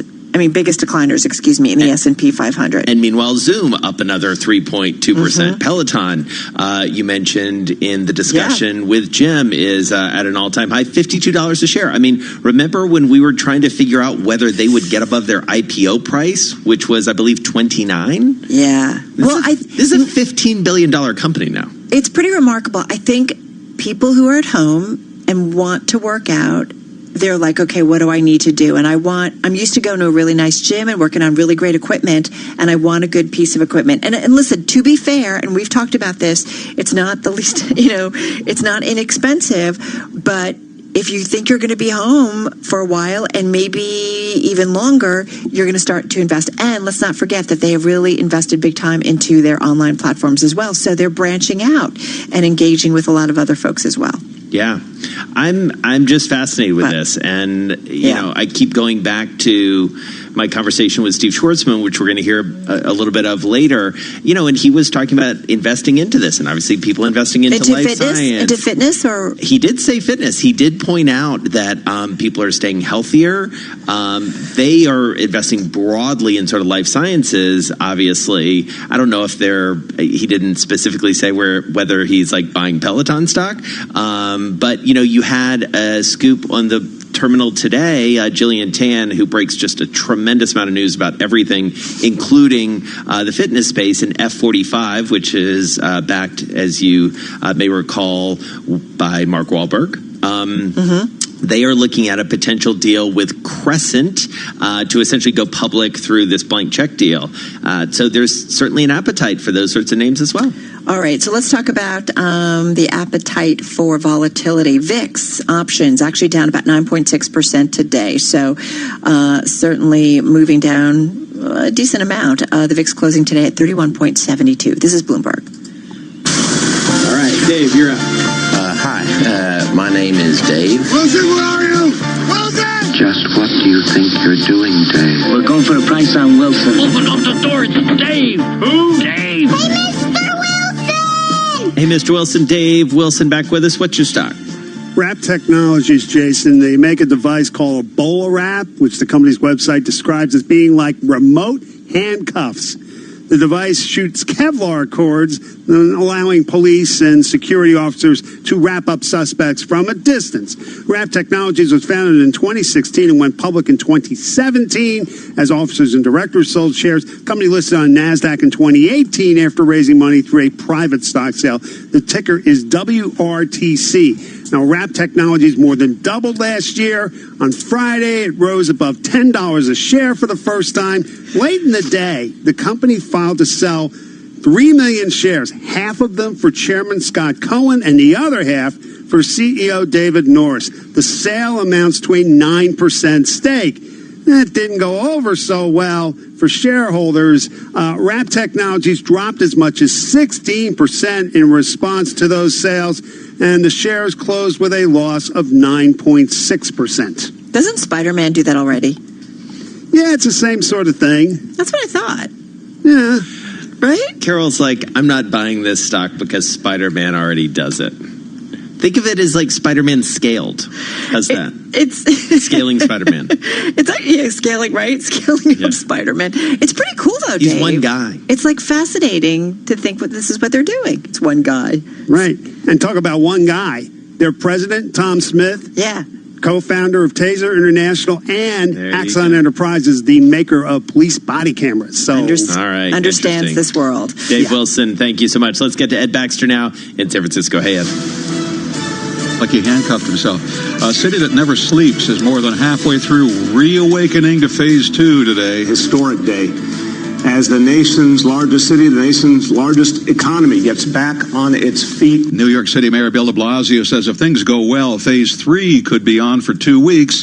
Governor Andrew Cuomo says it's because New Yorkers have been very careful. It was politicized by the White House, and some states ran to reopen and just forgot about the metrics and the science when you're dealing with a virus. Which may be the case as an example in Texas, spikes as well in Florida, Arizona, and California. People are saying, hey, I don't want to wear the mask. Hey, I'm not going to physically distance. I'm not going to stay home. And that's what's driving these numbers up. That's Texas Harris County Public Health Director Umair Shah says citizens have to do better now. President Donald Trump is trying to redirect disappointment of his weekend rally where just over 6,000 people attended, and the memes that have surfaced showing him tie undone, dejectedly walking from Marine One to the White House. He was very energized, having been around the American people. So he's quite pleased with how the rally went. White House spokeswoman Kayleigh McEnany also saying that calling COVID-19 the Kung flu was not a racial slur. Now, the president has also tweeted today that if he loses in November, forged mail-in ballots could be the cause, and he has tweeted presidential harassment. Global news 24 hours a day in San Francisco. I'm Ed Baxter. This is Bloomberg Radio. With perspective comes clarity. Each week, the story seems to change. The best experts bring you the most clarity. Give us a sense of what's going on in the IPO market these days. Vonnie Quinn. Will there be an interest from LPs in newer managers here? Paul Sweeney. How are companies marketing their deals here in the time of COVID and social distancing? Bloomberg Markets, weekday mornings at 10 Eastern on Bloomberg Radio, the Bloomberg Business app, and BloombergRadio.com. Bloomberg, the world is listening. To protect his home and family from disaster, Steve used courage, wisdom, and his camera phone. That should do it. Way to go, Steve! By simply taking digital pictures of his family's important documents, Steve can always have them stored safely online, no matter when disaster strikes. Learn other simple ways to protect your home and family before a natural disaster at ready.gov. That's ready.gov. A message from FEMA and the Ad Council.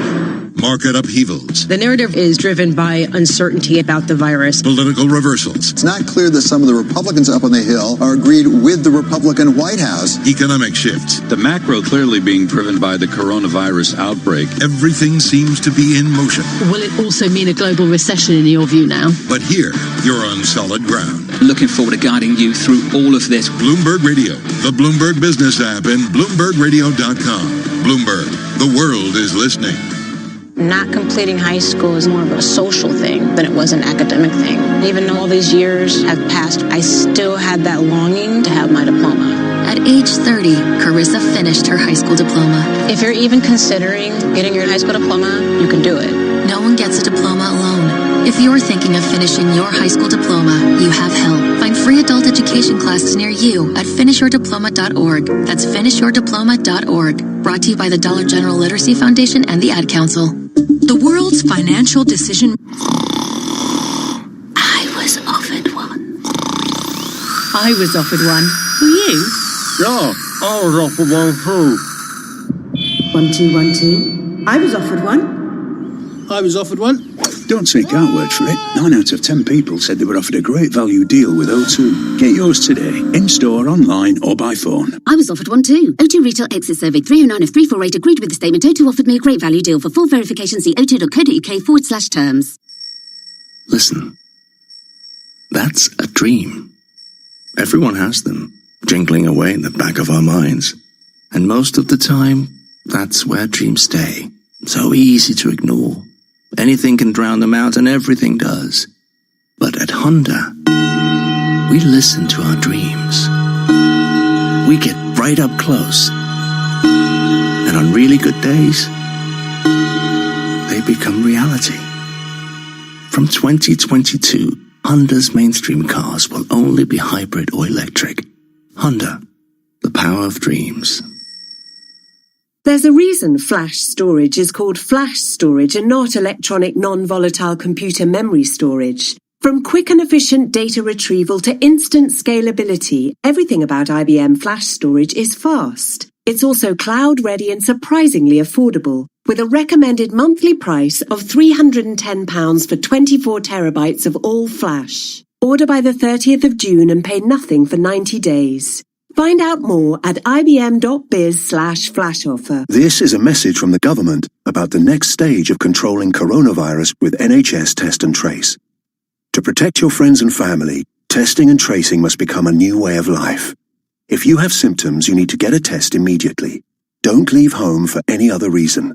If you test positive, we will contact you to trace people who you might have infected. From now on, if you're told you've been exposed to an infected person, you must self-isolate for 14 days.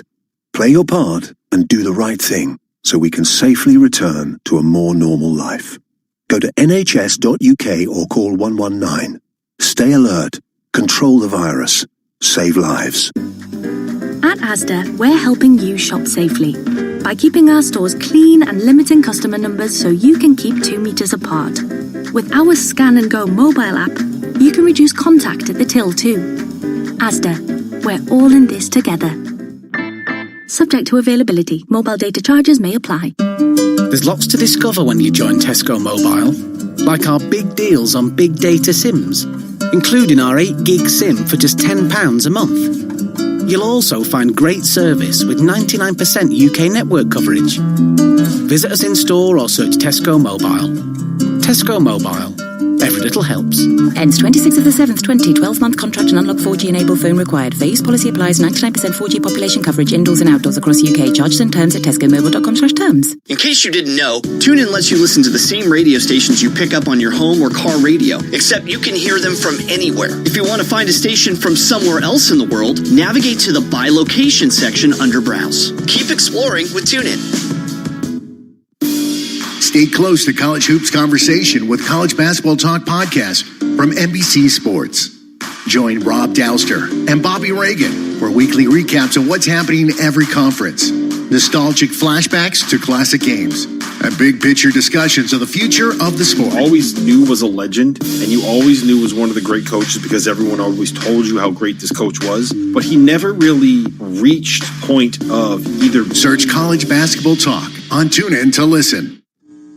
Markets, headlines, and breaking news 24 hours a day at Bloomberg.com, the Bloomberg Business app, and on Quick Take by Bloomberg. This is a Bloomberg Business Flash. From Bloomberg World Headquarters, I'm Charlie Pellet. 7th straight advance for the NASDAQ Composite Index. Longest rally of the year. Stocks higher. Technology leading today's gains. Investors continue to bet on companies with strong balance sheets and better prospects in an economy where work from home remains part of the norm. NASDAQ 100 index up more than 1% today. Adobe, Amazon, and Square ending the Monday session at records. Here's where we finished. S&P 500 index up 20 to 3117, up by about 0.7%. The Dow up 153, up 0.6%.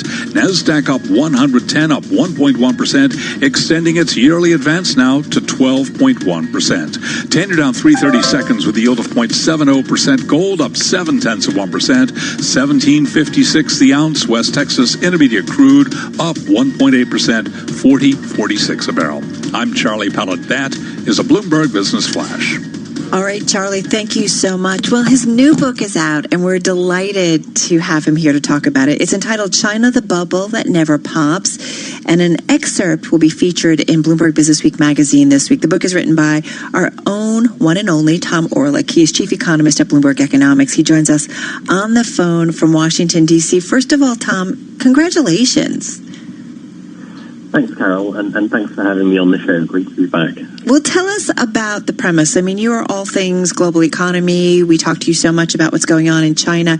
Tell us about kind of your thinking about going into this book when you started writing it. So I spent 11 years in China, Carol. I moved there in 2007. I left in the summer of 2018, just when the trade war was heating up.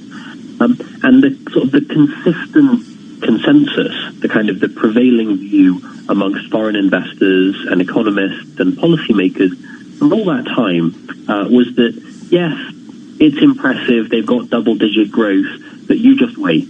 It's a bubble and it's going to implode. There's some kind of China crash coming.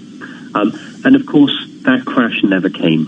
So the motivation for me in putting pen to paper and writing this book was really to explore why. Why have we got it so wrong on China? What are the reasons for resilience? And how could that help us think about the future?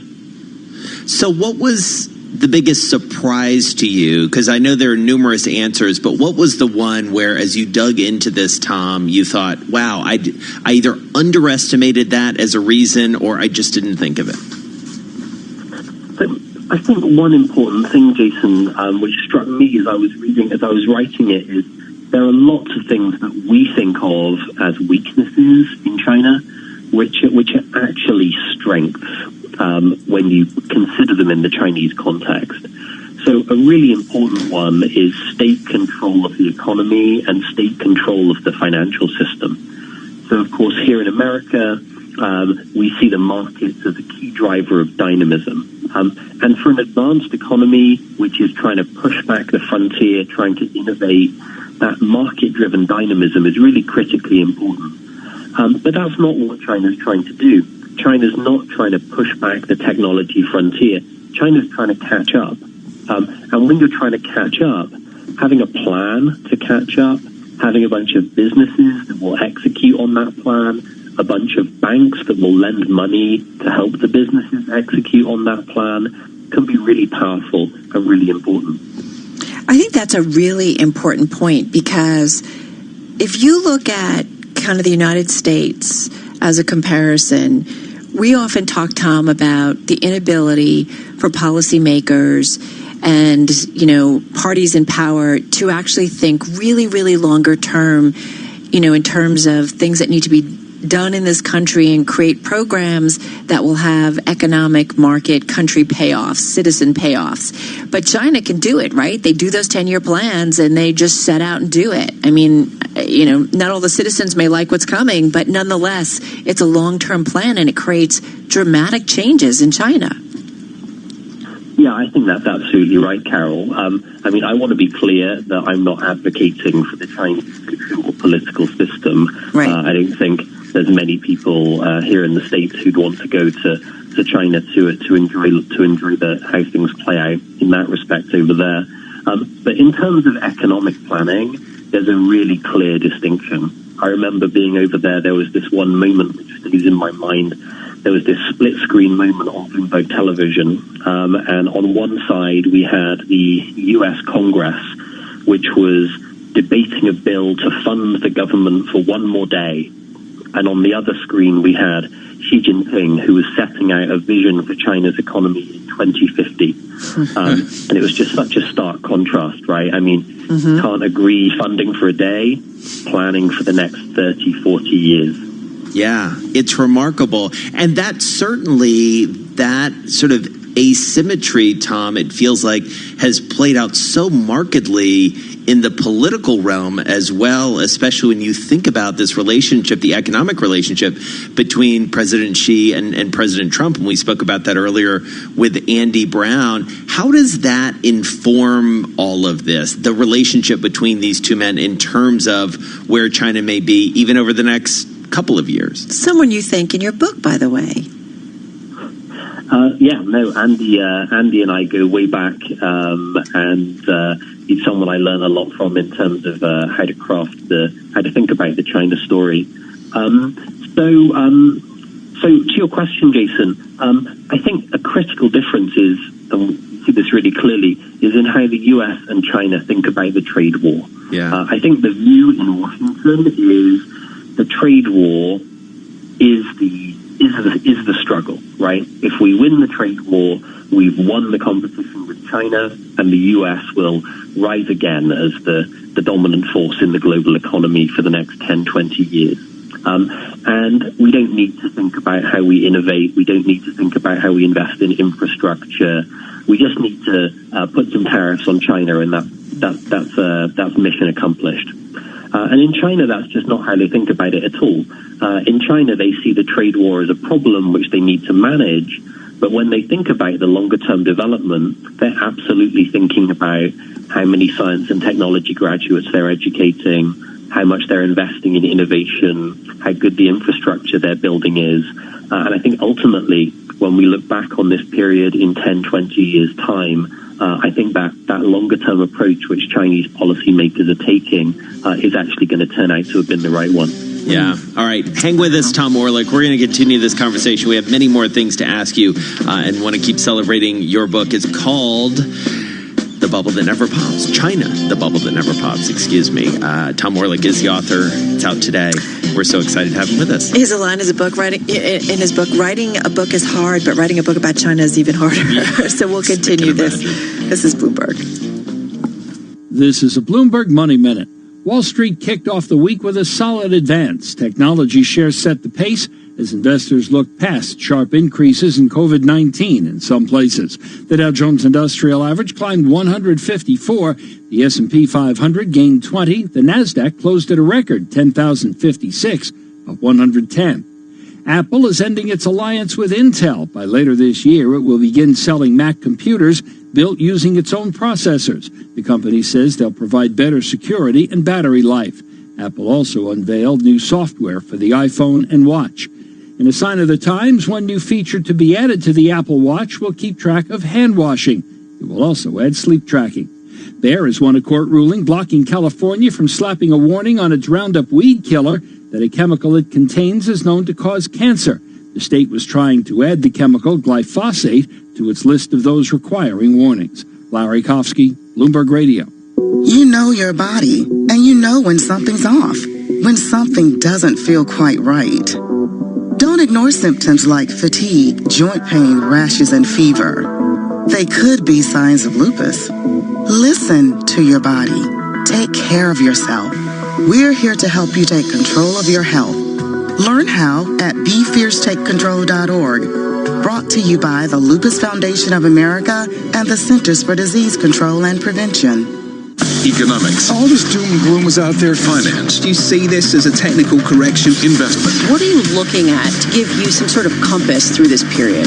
The Bloomberg Surveillance Podcast. Lots and lots of talk about what the Fed should and shouldn't do. Tom Keene, Jonathan Farrell, Lisa Abramowitz, and the names that shape the world's markets. We speak with Professor Schiller of Yale University. Bloomberg Surveillance. Listen today at Bloomberg.com, the Bloomberg Business app, or subscribe on Apple Podcasts. Decisions. Clearing. Isn't it great? So much choice. But hey, listening to me on your desktop isn't getting anything done. You need to take this Monday evening by the scruff of the neck. Picture your dream career and carve your path to success, which begins just down the road in Southampton at Solent University. After 3 years here, you don't just get a degree. You get a ton of support, real-world experience and connections, and interview fuel. That's why we're in the top 25 for student satisfaction in the Complete University Guide. At Solent University, we're ready for the future. Apply now at solent.ac.uk/clearing. And action! I was offered one. Cut. That's not on the script. I was offered one. Get in. Ladies and gentlemen, I was offered one. Come, boy. I was offered one. Don't take our word for it. 9 out of 10 people said they were offered a great value deal with O2. Get yours today, in-store, online, or by phone. I was offered one too. O2 Retail Exit Survey 309 of 348 agreed with the statement. O2 offered me a great value deal. For full verification, see o2.co.uk/terms. This is a message from the government about the next stage of controlling coronavirus with NHS Test and Trace. To protect your friends and family, testing and tracing must become a new way of life. If you have symptoms, you need to get a test immediately. Don't leave home for any other reason. If you test positive, we will contact you to trace people who you might have infected. From now on, if you're told you've been exposed to an infected person, you must self-isolate for 14 days. Play your part and do the right thing so we can safely return to a more normal life.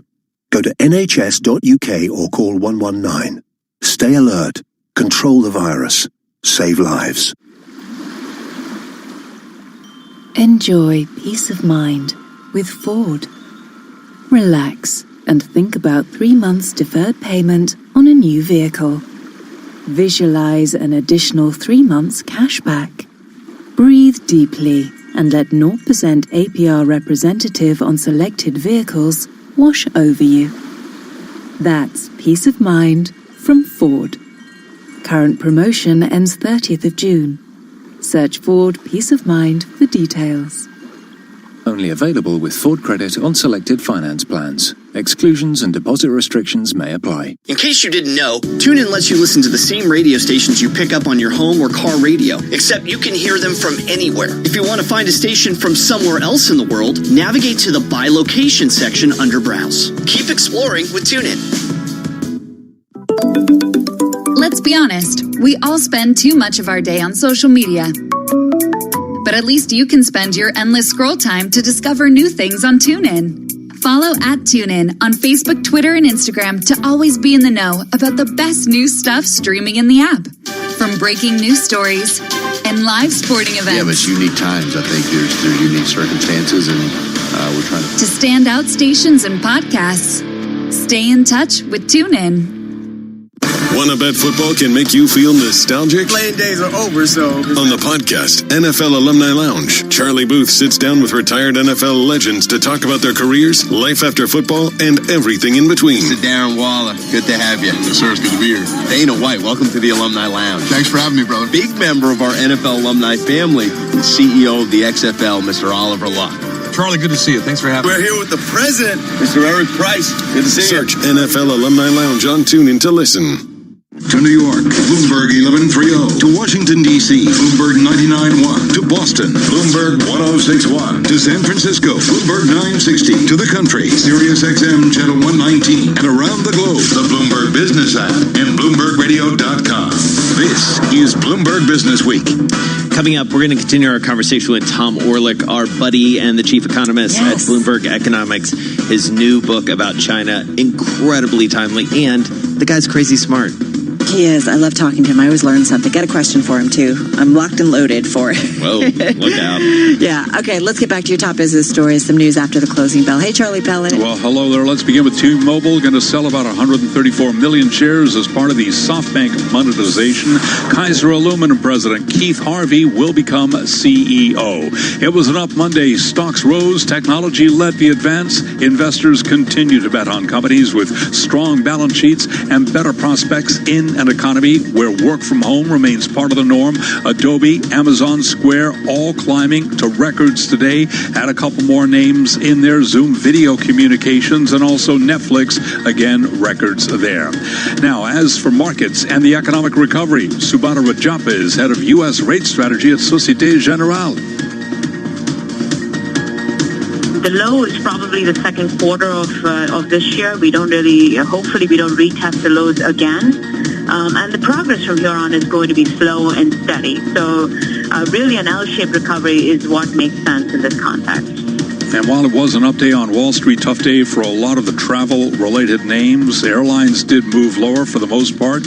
And cruise lines, tough day there. Carnival back in the credit market, raising loans worth $1.5 billion in both euros and dollars. Carnival Corp also announced its Carnival brand is extending its so-called operational pause. Translation, they're not sailing through September 30th. As for some of the cruise names today, let's begin with CCL. Carnival Corp down 3.4%. Royal Caribbean down 6.2%. Norwegian Cruise Lines Holdings also down 6.2%. S&P up 20, up 0.7. The Dow up 153, up 0.6. Nasdaq up 110, up 1.1%. 10-year down 430 seconds with a yield of 0.70%. Gold up 0.7%, 17.55 the ounce. West Texas Intermediate crude up 2%, 40.61 a barrel. I'm Charlie Pellet. That is a Bloomberg Business Flash. Yes, indeed, Charlie Pellet. Thank you so much. You are listening to Bloomberg Business Week. Carol Masser, I'm working from home. Jason Kelly, he broke the trend, and he's back in our Bloomberg Interactive Broker studio in New York City. It's just weird. For a day or two. I know, just for a day or two. Don't get comfortable. All right. We are talking with Tom Orlick. He is chief economist of Bloomberg Economics. His new book is out. It's featured in Bloomberg Business Week magazine this week, so do check that out for an excerpt. It is entitled China, the Bubble That Never Pops. You know, Tom, in your book, you write and you point out and remind us that China has faced down problems worse than non-performing loans before, right? Everybody talks about the bad loans in China, and is this what ultimately is China's undoing? What could break China, or is that kind of an unsophisticated way to think about the country? Because they seem to be able to come through whatever, stresses them out. So they've come through a lot, Carol. The Asian financial crisis at the end of the 1990s knocked over a lot of countries around the region. Korea, Indonesia, didn't knock over China. The great financial crisis, the rest of the world went into recession. China didn't go into recession. COVID-19, a tragedy for China, a tragedy for the world. But after a relatively short period of contraction, they're now back to growth. So I think it's going to take a lot to knock them over. For me, a crisis starts to get realistic when we start seeing growth coming down to the low, mid-single digits. And I think given how much space China has to catch up with the global technology leaders, the United States and Japan, we're not going to see that until 2024, 2025, 2026. So crises, all countries have crises. China will have a crisis. Is that going to happen in the next 1, 2, 3 years? I think the chances are low. And so what is the biggest thing we do need to worry about for China from a global perspective, outside of China, and not just from the U.S. perspective, because obviously if you think about Africa, you think about Europe, China has been incredibly influential economically there as well. I feel like too often we're myopically focused on the sort of the mano a mano between the U.S. and China. Yeah, I think that's completely right, Jason. And things which is happening right now is that China is increasing its global footprint. So we see that in trade, of course, but increasingly we also see that in investment, who's driving infrastructure.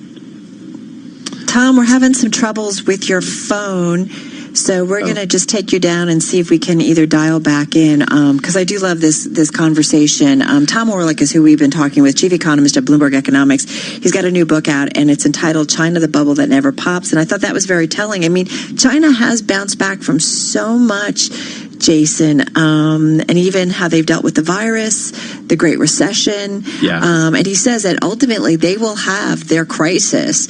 It happens for all countries, but will it happen in the next couple of years? Probably not. Yeah, hard to say. That was interesting, right? Yeah, really interesting. And, and also a bubble popping and maybe just like a little bit of air being released over a long period of time. I mean, I think one of the things that Tom constantly reminds us of, and he does such a nice job of it in this book, is reminding us of the thing that he said toward the top of our conversation a few minutes ago, which is this notion of the long haul of this in many ways. I think we have Tom back just for one more minute or so. So, Tom, this increasingly global footprint, this influence of China, what's the most important thing for us to know about it? So bad news, Jason. I just delivered my most searing and powerful insight into a dead line. So now it's just lost. You're not going to tell us again? Forever. But I'll try and recall it. So I think China's global footprint is increasing, right? We've always known that China was a big driver of commodity demand, so critically important for Australia, for Brazil, for Canada. But now increasingly, China's open financial markets mean that the big pension funds, the big investment funds of the world have got money there. And China is driving investment around the world, driving investment in infrastructure in Africa, for example. So I don't see a crisis in the next 1, 2, 3 years, but no one's immune from crisis. One day there is going to be a day of reckoning for China for taking on all this debt. And when that happens, because China is such a big player in trade, in finance and investment, we're really going to see ripple effects around the world. And that's why it's not just a China story. Right. It's a global story. But that's why also this is a must read, because it's just a terrific book. So glad you delivered it. So glad you were able to spend some time with us. Tom Orlick, chief economist for Bloomberg Economics. We'll never know if that first answer was even more brilliant. I know. It's just gone somewhere. It's just gone somewhere. Oh, my God. Anyway, he's the best. He is the best. Check it out, folks. There will be an excerpt in the magazine, which will hit newsstands later on this week. It's going to be online also and on the Bloomberg terminal. So really appreciate time with Tom. All right, it's time to get another check on world and national news headlines. Back on over to Ed Baxter. Hey, Ed. Hey, Carol. Hey, Jason. The answer is both of his answers were brilliant. Director of the World Health Organization is warning the globe that as the reopening continues, all strata of populations must be cared for the good of everybody in the world. The world is learning the hard way that health is not a luxury item. It's the cornerstone of security, stability, and prosperity. Dr. Tedros Ghebreyesus is warning the virus will be with us for several more years at least. The same warning is going out today as New York City enters into phase 2 and looks ahead to phase 3. Yeah, 2 weeks is the official minimum. But the state's always been clear, I've always been clear, we're going to judge by the data and we're going to look at the particular complexities of New York City. Mayor Bill de Blasio says it comes down to individual behavior. Disappointment, though, in states Florida, Texas, Arizona, and California that are seeing major spikes. President Donald Trump has gone back to the subject of mail-in voting after a very disappointing rally weekend, saying if he loses in November, it could very well be because of forged ballots. New York Governor Andrew Cuomo is very skeptical. We cannot have a situation where one side says, well, I didn't really lose. And I think this is a setup for that. And the president also has his press secretary, Kayleigh McEnany, trying to clarify his use of the term Kung Flu at his weekend rally. It's not a discussion about Asian Americans, who the president values and prizes as citizens of this great country. It is an indictment of China for letting this virus get here. And Bloomberg's annual State Innovation Index for the second year in a row, California and Massachusetts at the top. In San Francisco, I'm Ed Baxter. This is Bloomberg. Not completing high school is more of a social thing than it was an academic thing. I came out in the 11th grade. Nobody was embracing you. The kids were cruel. It was very difficult to be gay. Even though all these years have passed, I still had that longing to have my diploma. The hard part was determining that I was going to do it, but I definitely didn't do it alone. At age 30, with the help of her mentor, Carissa finished her high school diploma. I have a mentor, Maria. She convinced me to continue my education and to finish what I started to get my diploma. Just never judges. She's a true role model. If you're even considering getting your high school diploma, go get it. You can do it. No one gets a diploma alone. If you're thinking of finishing your high school diploma, you have help. Find free adult education classes near you at finishyourdiploma.org. That's finishyourdiploma.org. Brought to you by the Dollar General Literacy Foundation and the Ad Council. Asset managers who seize change to launch new strategies, add distribution channels, or exploit new technology to re-engineer the investor experience are often rewarded. However, in an industry paralyzed with complexity, few act with agility or decisively. Few run their business strategically. Yet, the most competitive managers in the market know with the right partner and a flexible operating platform, you can. Go boldly toward change with SEI Investment Manager Services. I'm Steve Meyer, president of SEI's Investment Manager Services. At SEI, we understand the emerging forces that will define success for asset managers and what firms will need to compete tomorrow. That's why we continually optimize SEI's global operating platform. If your business requires greater agility, our advanced technology, integrated best-in-class systems, and multi-asset expertise can be your catalyst for business transformation. With SEI Investment Manager Services, you lead the charge in a competitive marketplace. Learn more at SEIC.com/seize change. At Bloomberg, we know a lot of financial... Decisions. Clearing. Isn't it great? So much choice. But hey, listening to me on your desktop isn't getting anything done. You need to take this Monday evening by the scruff of the neck. Picture your dream career and carve your path to success, which begins just down the road in Southampton at Solent University. After 3 years here, you don't just get a degree. You get a ton of support, real-world experience and connections, and interview fuel. That's why we're in the top 25 for student satisfaction in the Complete University Guide. At Solent University, we're ready for the future. Apply now at solent.ac.uk/clearing. At Honda, we believe in our ears. Listening can help solve some of life's biggest conundrums. For example, if a car breaks down and there's no one around to hear it, does it make a sound?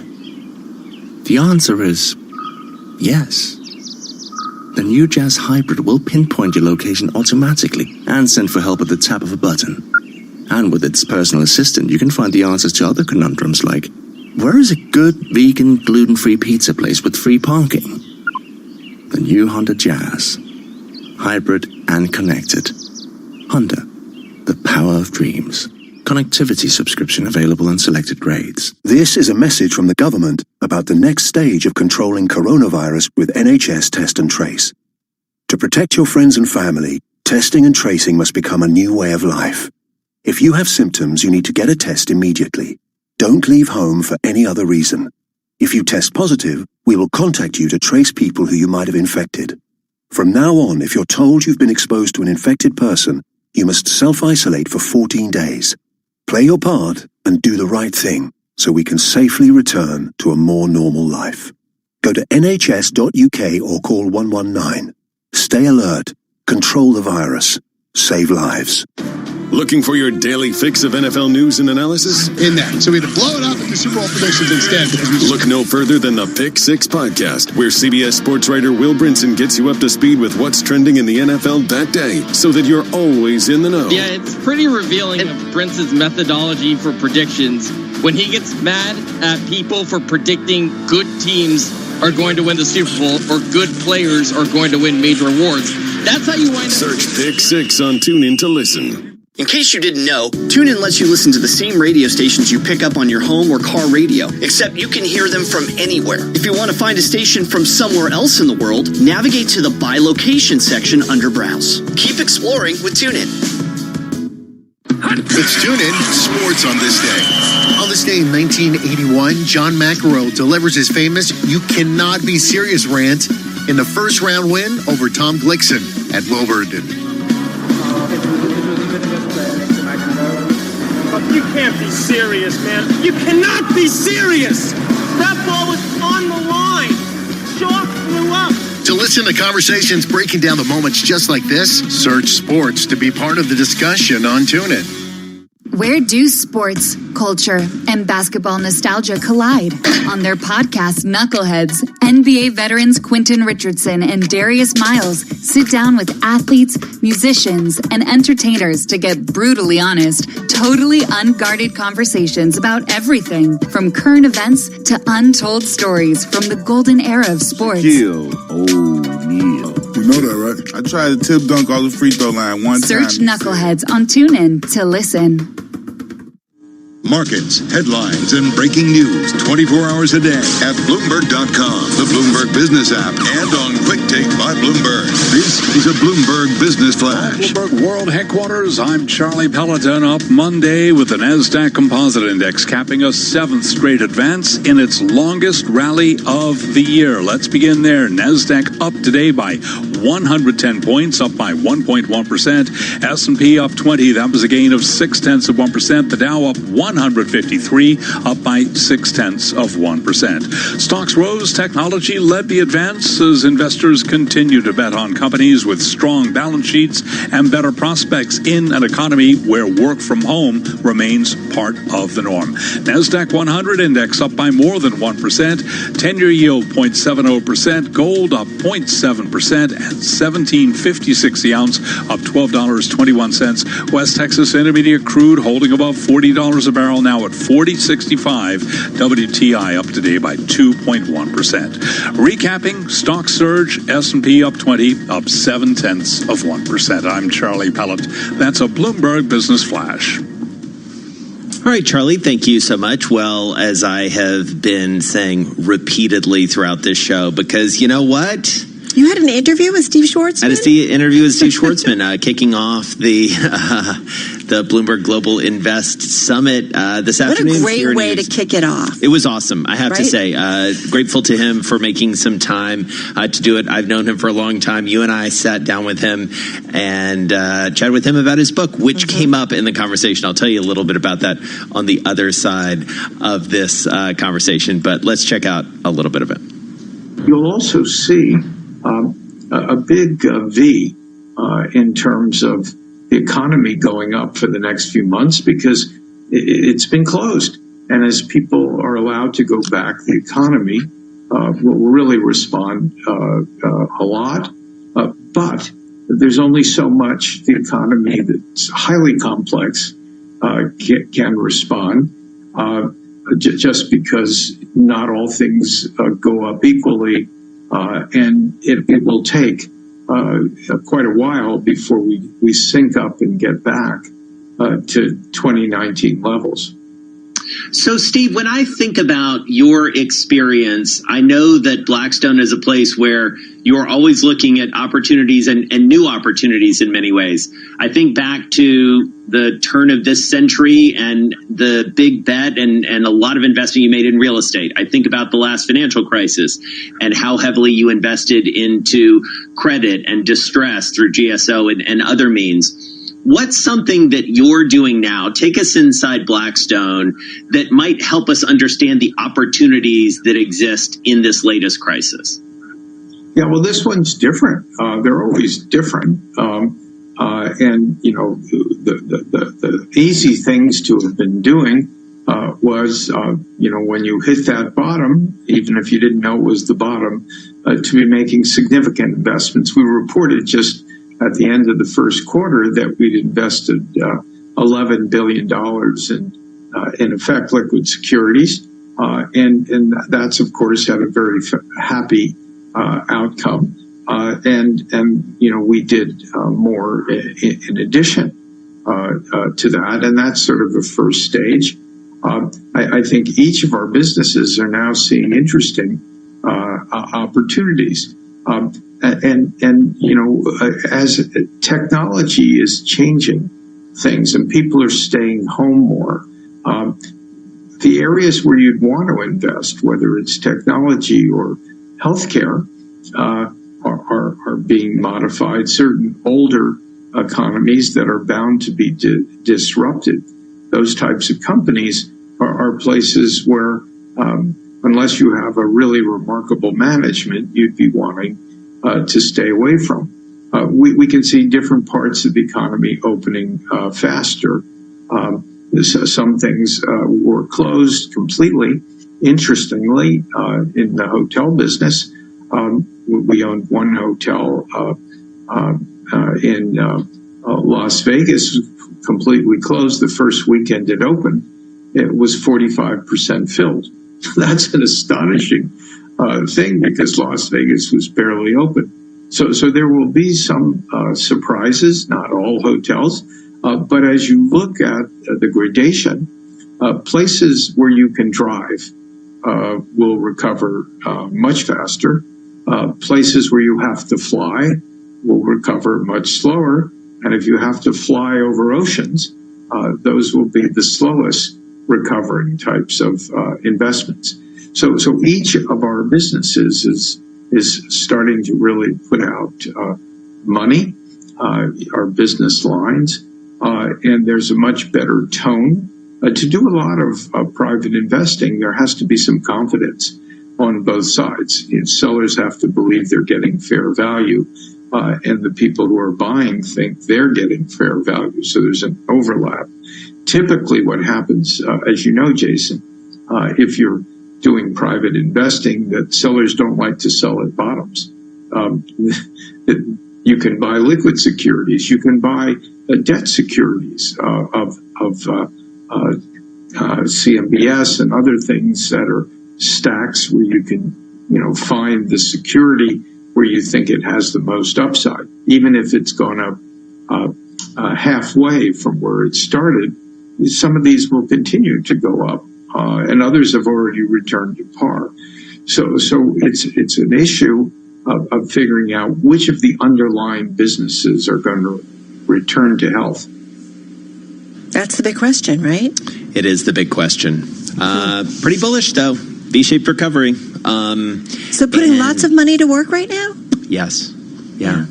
Fair amount of money to work. I mean, he said, you know, a little less in public equities now because they put a lot in at the end of the first quarter as all this was really going in, you know, by the dip. There's a profanity that's laced in there when you look at it online with the Robin Hood kids. Yeah. But they've been doing it, you know, so that was sort of their public side. Real estate. I mean, I was interested in, you know, they own, I believe it's the Cosmopolitan in Las Vegas. And he was saying, you know, the weekend that it opens, 45% occupancy. And he said in Vegas was barely open. So people clearly want to get out and spend money. And I think we're going to keep coming back to this theme in many ways. So, you know, hard to bet against Steve Schwartzman. He has built a juggernaut. They bought it in 2014, I think. Yeah. They bought the Cosmopolitan. Yeah. $1.73 billion. Yeah. So, in any case, fascinating conversation. You could check it all out on Bloomberg.com, a replay there, and you can see a right through of our conversation. It's one of the most read stories on the Bloomberg. You know, it ain't bragging if it's true. I'm just saying. And it's true. But check out all of the Bloomberg Live programming, because this Global Invest Conference is pretty remarkable. Yeah, Jim Chanos was on right after we were with Scarlett. But it's going around the world. So you're getting, voices in Europe. You're getting voices in the Middle East. So we're just going around the clock and programming it, at least around, different clocks. Yeah, exactly. Kind of normal. But I mean, the clock. The sun never sets on the Bloomberg Empire, Carol. People do sleep. But it's a great way of kind of getting a feeling of how everybody sees this time, because the pandemic has touched everybody. Yes. But listen, how long have you been doing this? How long have I been doing this? That even in times of crisis, longer than we care to admit. Exactly. But in times of crisis, there are opportunities. Totally. That's just the way it works. Can I tell you one funny thing that he said? Oh, please. Because he looks very thin. Like he's definitely lost weight. He bought a Peloton? He'd been working out, and also has given up. He was very specific. He's given up profiteroles. That's like, I will never give up profiteroles. Yeah, well, especially if they're homemade. Did. Wow. So there you go. That was his problem, profiteroles. Apparently, yeah. It checks out. All right, we'll have to talk to him about that in the future. And he did mention his book, What It Takes, and that he's got a book deal to get it sold in Mongolia. And I told him I always knew he'd be huge in Mongolia. What It Takes, Lessons in the Pursuit of Excellence. Listen, that whole idea about going big, you and I love that concept from his book. All right, for those of you listening in New York and San Francisco, watching on YouTube, we continue right here. If you're listening on 99.1 in D.C., Sound On is next. When Bloomberg Surveillance interviews experts. Decisions. Clearing. Isn't it great? So much choice. But hey, listening to me on your desktop isn't getting anything done. You need to take this Monday evening by the scruff of the neck. Picture your dream career and carve your path to success, which begins just down the road in Southampton at Solent University. After 3 years here, you don't just get a degree. You get a ton of support, real-world experience and connections, and interview fuel. That's why we're in the top 25 for student satisfaction in the Complete University Guide. At Solent University, we're ready for the future. Apply now at solent.ac.uk/clearing. Listen, that's a dream. Everyone has them, jingling away in the back of our minds. And most of the time, that's where dreams stay. So easy to ignore. Anything can drown them out, and everything does. But at Honda, we listen to our dreams. We get right up close. And on really good days, they become reality. From 2022, Honda's mainstream cars will only be hybrid or electric. Honda, the power of dreams. This is a message from the government about the next stage of controlling coronavirus with NHS Test and Trace. To protect your friends and family, testing and tracing must become a new way of life. If you have symptoms, you need to get a test immediately. Don't leave home for any other reason. If you test positive, we will contact you to trace people who you might have infected. From now on, if you're told you've been exposed to an infected person, you must self-isolate for 14 days. Play your part and do the right thing so we can safely return to a more normal life. Go to nhs.uk or call 119. Stay alert. Control the virus. Save lives. Get your cook on with Asda. With rollbacks on Hellman's Real Mayonnaise, 705 grams was £2.75, now £2. And a 6-pack of Warburton Sandwich Thins was £1, now 75p. Wham bam, add your lunchtime ham. Find thousands of rollbacks across our stores. Asda. Selected stores and lines subject to availability. Offers end 1st of July. In case you didn't know, TuneIn lets you listen to the same radio stations you pick up on your home or car radio, except you can hear them from anywhere. If you want to find a station from somewhere else in the world, navigate to the By Location section under Browse. Keep exploring with TuneIn. Capital of the world, 24 hours a day at Bloomberg.com, on the Bloomberg Business app, and on Quick Take by Bloomberg. This is Bloomberg Radio. From Bloomberg World Headquarters, I'm Charlie Pellet. We begin with a headline from the Bloomberg Professional Service. Texas virus hospitalizations posted the biggest jump in 2.5 weeks. Texas Governor Greg Abbott signaling today he may halt or reverse the state's economic reopening if the COVID-19 contagion continues to expand at what he's calling, quote, an unacceptable rate. Now, as for the coronavirus and the economic outlook, John Riding is chief economic advisor at Bream Capital, and he says ultimately for the economy, it all comes down to confidence. Right now, we're experiencing the lifting of constraints and the rebound. But should the virus spread become troublesome for individuals, it won't matter what the government restrictions are. A lot of people will choose not to get engaged in economic activity. So how do we get the jobs back in restaurants and bars and leisure and entertainment and sports and theater, which all involve people being comfortable in close contact? S&P 500 index advanced 20 points today, up about 0.7%. The Dow up 153, up by about 0.6%. NASDAQ climbed 110 points for the NASDAQ Composite Index today. That was a gain of about 1.1%. 10-year yield 0.70%. Gold 1754.44 the ounce. West Texas Intermediate crude up 1.9%, $40.58 a barrel. T-Mobile US plans to offer shares as part of a transaction with co-owner SoftBank Group, which is unloading a portion of its stake in the wireless carrier. T-Mobile will hold a public offering of 133.5 million shares of its common stock. Delta says it's going to be resuming flights between the U.S. and China this Thursday. Delta says it is the first U.S. airline to reconnect U.S. and China since COVID-19 suspension in February. Tough day for a lot of the airlines today. Delta, for example, was down 0.7%. Among some of the other airline names, UAL down 0.8%, American Airlines down 6.7%, Southwest was lower by 0.6%. Recapping, equities higher, S&P up 20, a gain of 0.7%. I'm Charlie Pellet. That is a Bloomberg Business Flash. You're listening to Bloomberg Business Week with Carol Masser and Jason Kelly on Bloomberg Radio. So, Carol, we've been spending a lot of time trying to figure out how businesses get open, you know, especially businesses that social distance isn't really baked into the whole thing, right? And also businesses that have multiple locations in multiple areas. So we're really excited to talk to Todd Leff. He is the CEO of Hand and Stone Massage and Facial Spa. Joining us on the phone. Todd, really nice to have you with Carol and myself. Thank you. Glad to join you. So give us a little bit of size and scope, as we say here at Bloomberg, about the company, because you've got 450 plus units, I believe, across the region.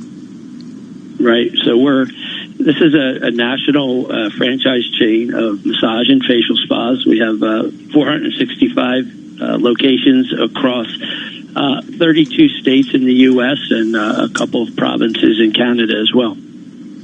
Okay, and it's franchise. So, you know, we've talked to a lot of companies, especially within the hospitality industry, where there's franchise, and how they are dealing with the virus and how do they reopen. First off, let's ask about the impact. Were you guys, I'm assuming, shut down completely? Right. So starting as you know, most businesses, we started actually voluntarily closing locations, you know, probably the first week of March, but quickly that accelerated. And so by April 1st, all 465 locations were closed. So we were, you know, really had no services being done, you know, after April 1st. Right. Okay. And so were you guys able to, your franchise owners, were you able to hold on to workers, or did you have to let go of those workers? No. So you know, part of our strategy was really, you know, how do you preserve the franchisee liquidity?